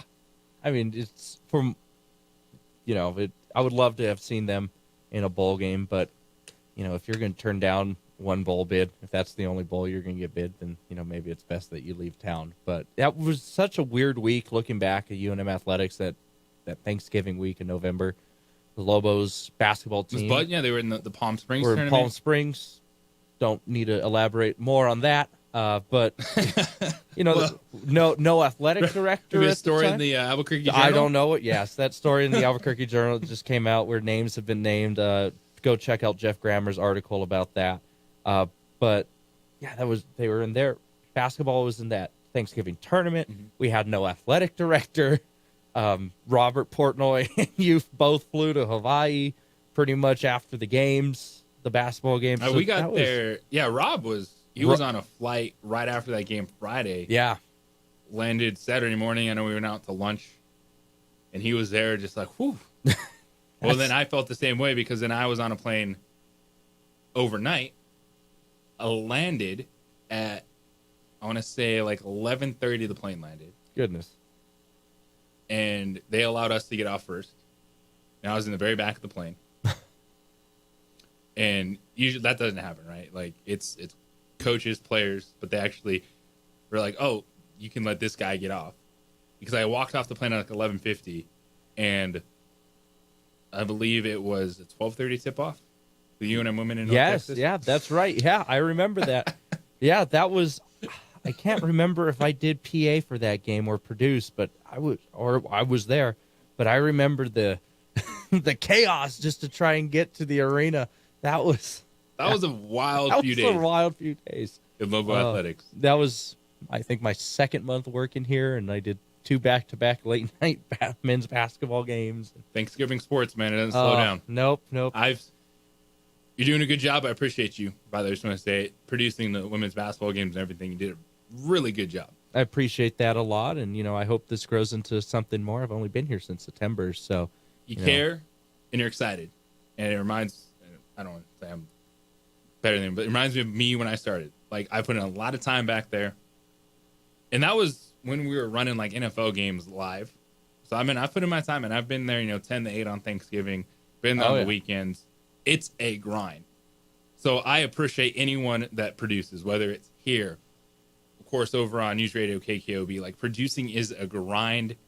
You got to have a level of excitement. You got to want to be here. So, I appreciate you, man. Well, I appreciate that a lot. We're a lot of producers don't get the love. We're the ones behind the board and running things, and not saying that it wouldn't work without us, but it helps when you have great hosts like you and Jeff Symbieta, keeping things going and helping us along the way. And this was my first time doing the opening drive and texting you yesterday, and I felt so confident coming in this morning. And thank you to Isaiah Johnson too, who usually produces the show, for helping me get ready for this. Even on the last few minutes going into the show is always so stressful sometimes. Is everything good? Is this good? What's going to happen? So I really appreciate you and Isaiah for getting me. A lot of people don't like to wake up in the morning. So I appreciate you waking up, hanging out with us. Got a good little walk in this morning because of that. The first of many.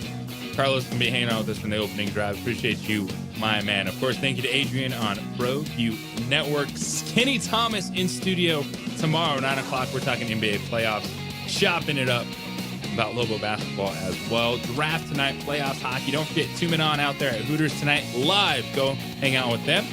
We have Colin Cowher coming up next. Dayball with the Tope, 12:05 first pitch in Reno. Everybody, Metal peace and love. We'll talk to you tomorrow.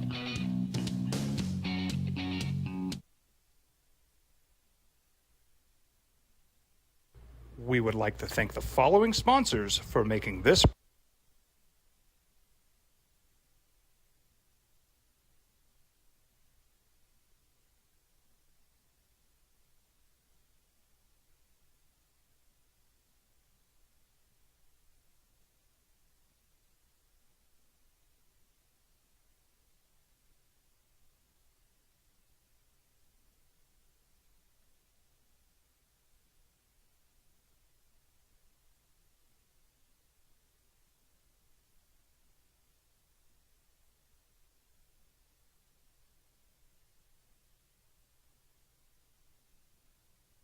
broadcast possible.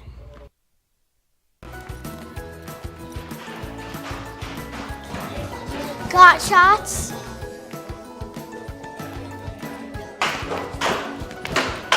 Got shots? Got shots? During Got Shots, participating providers open their doors for any child who presents for immunizations, regardless of whether they are a patient or whether they have insurance.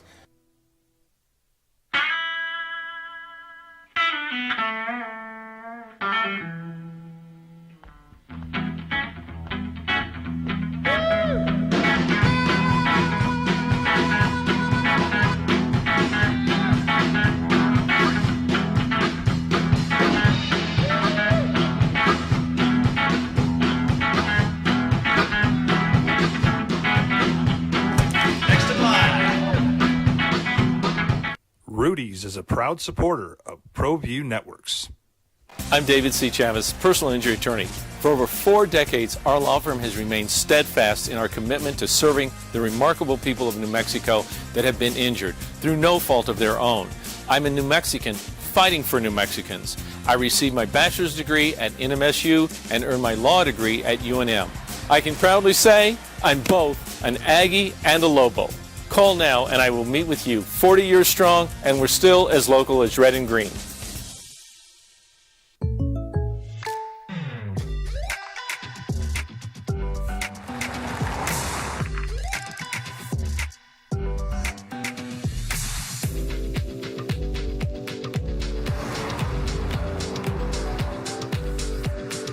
your surprisingly great rates, contact your local State Farm agent today. If you want the real deal, call State Farm agent Marty Size in Albuquerque today. Like a good neighbor, State Farm is there.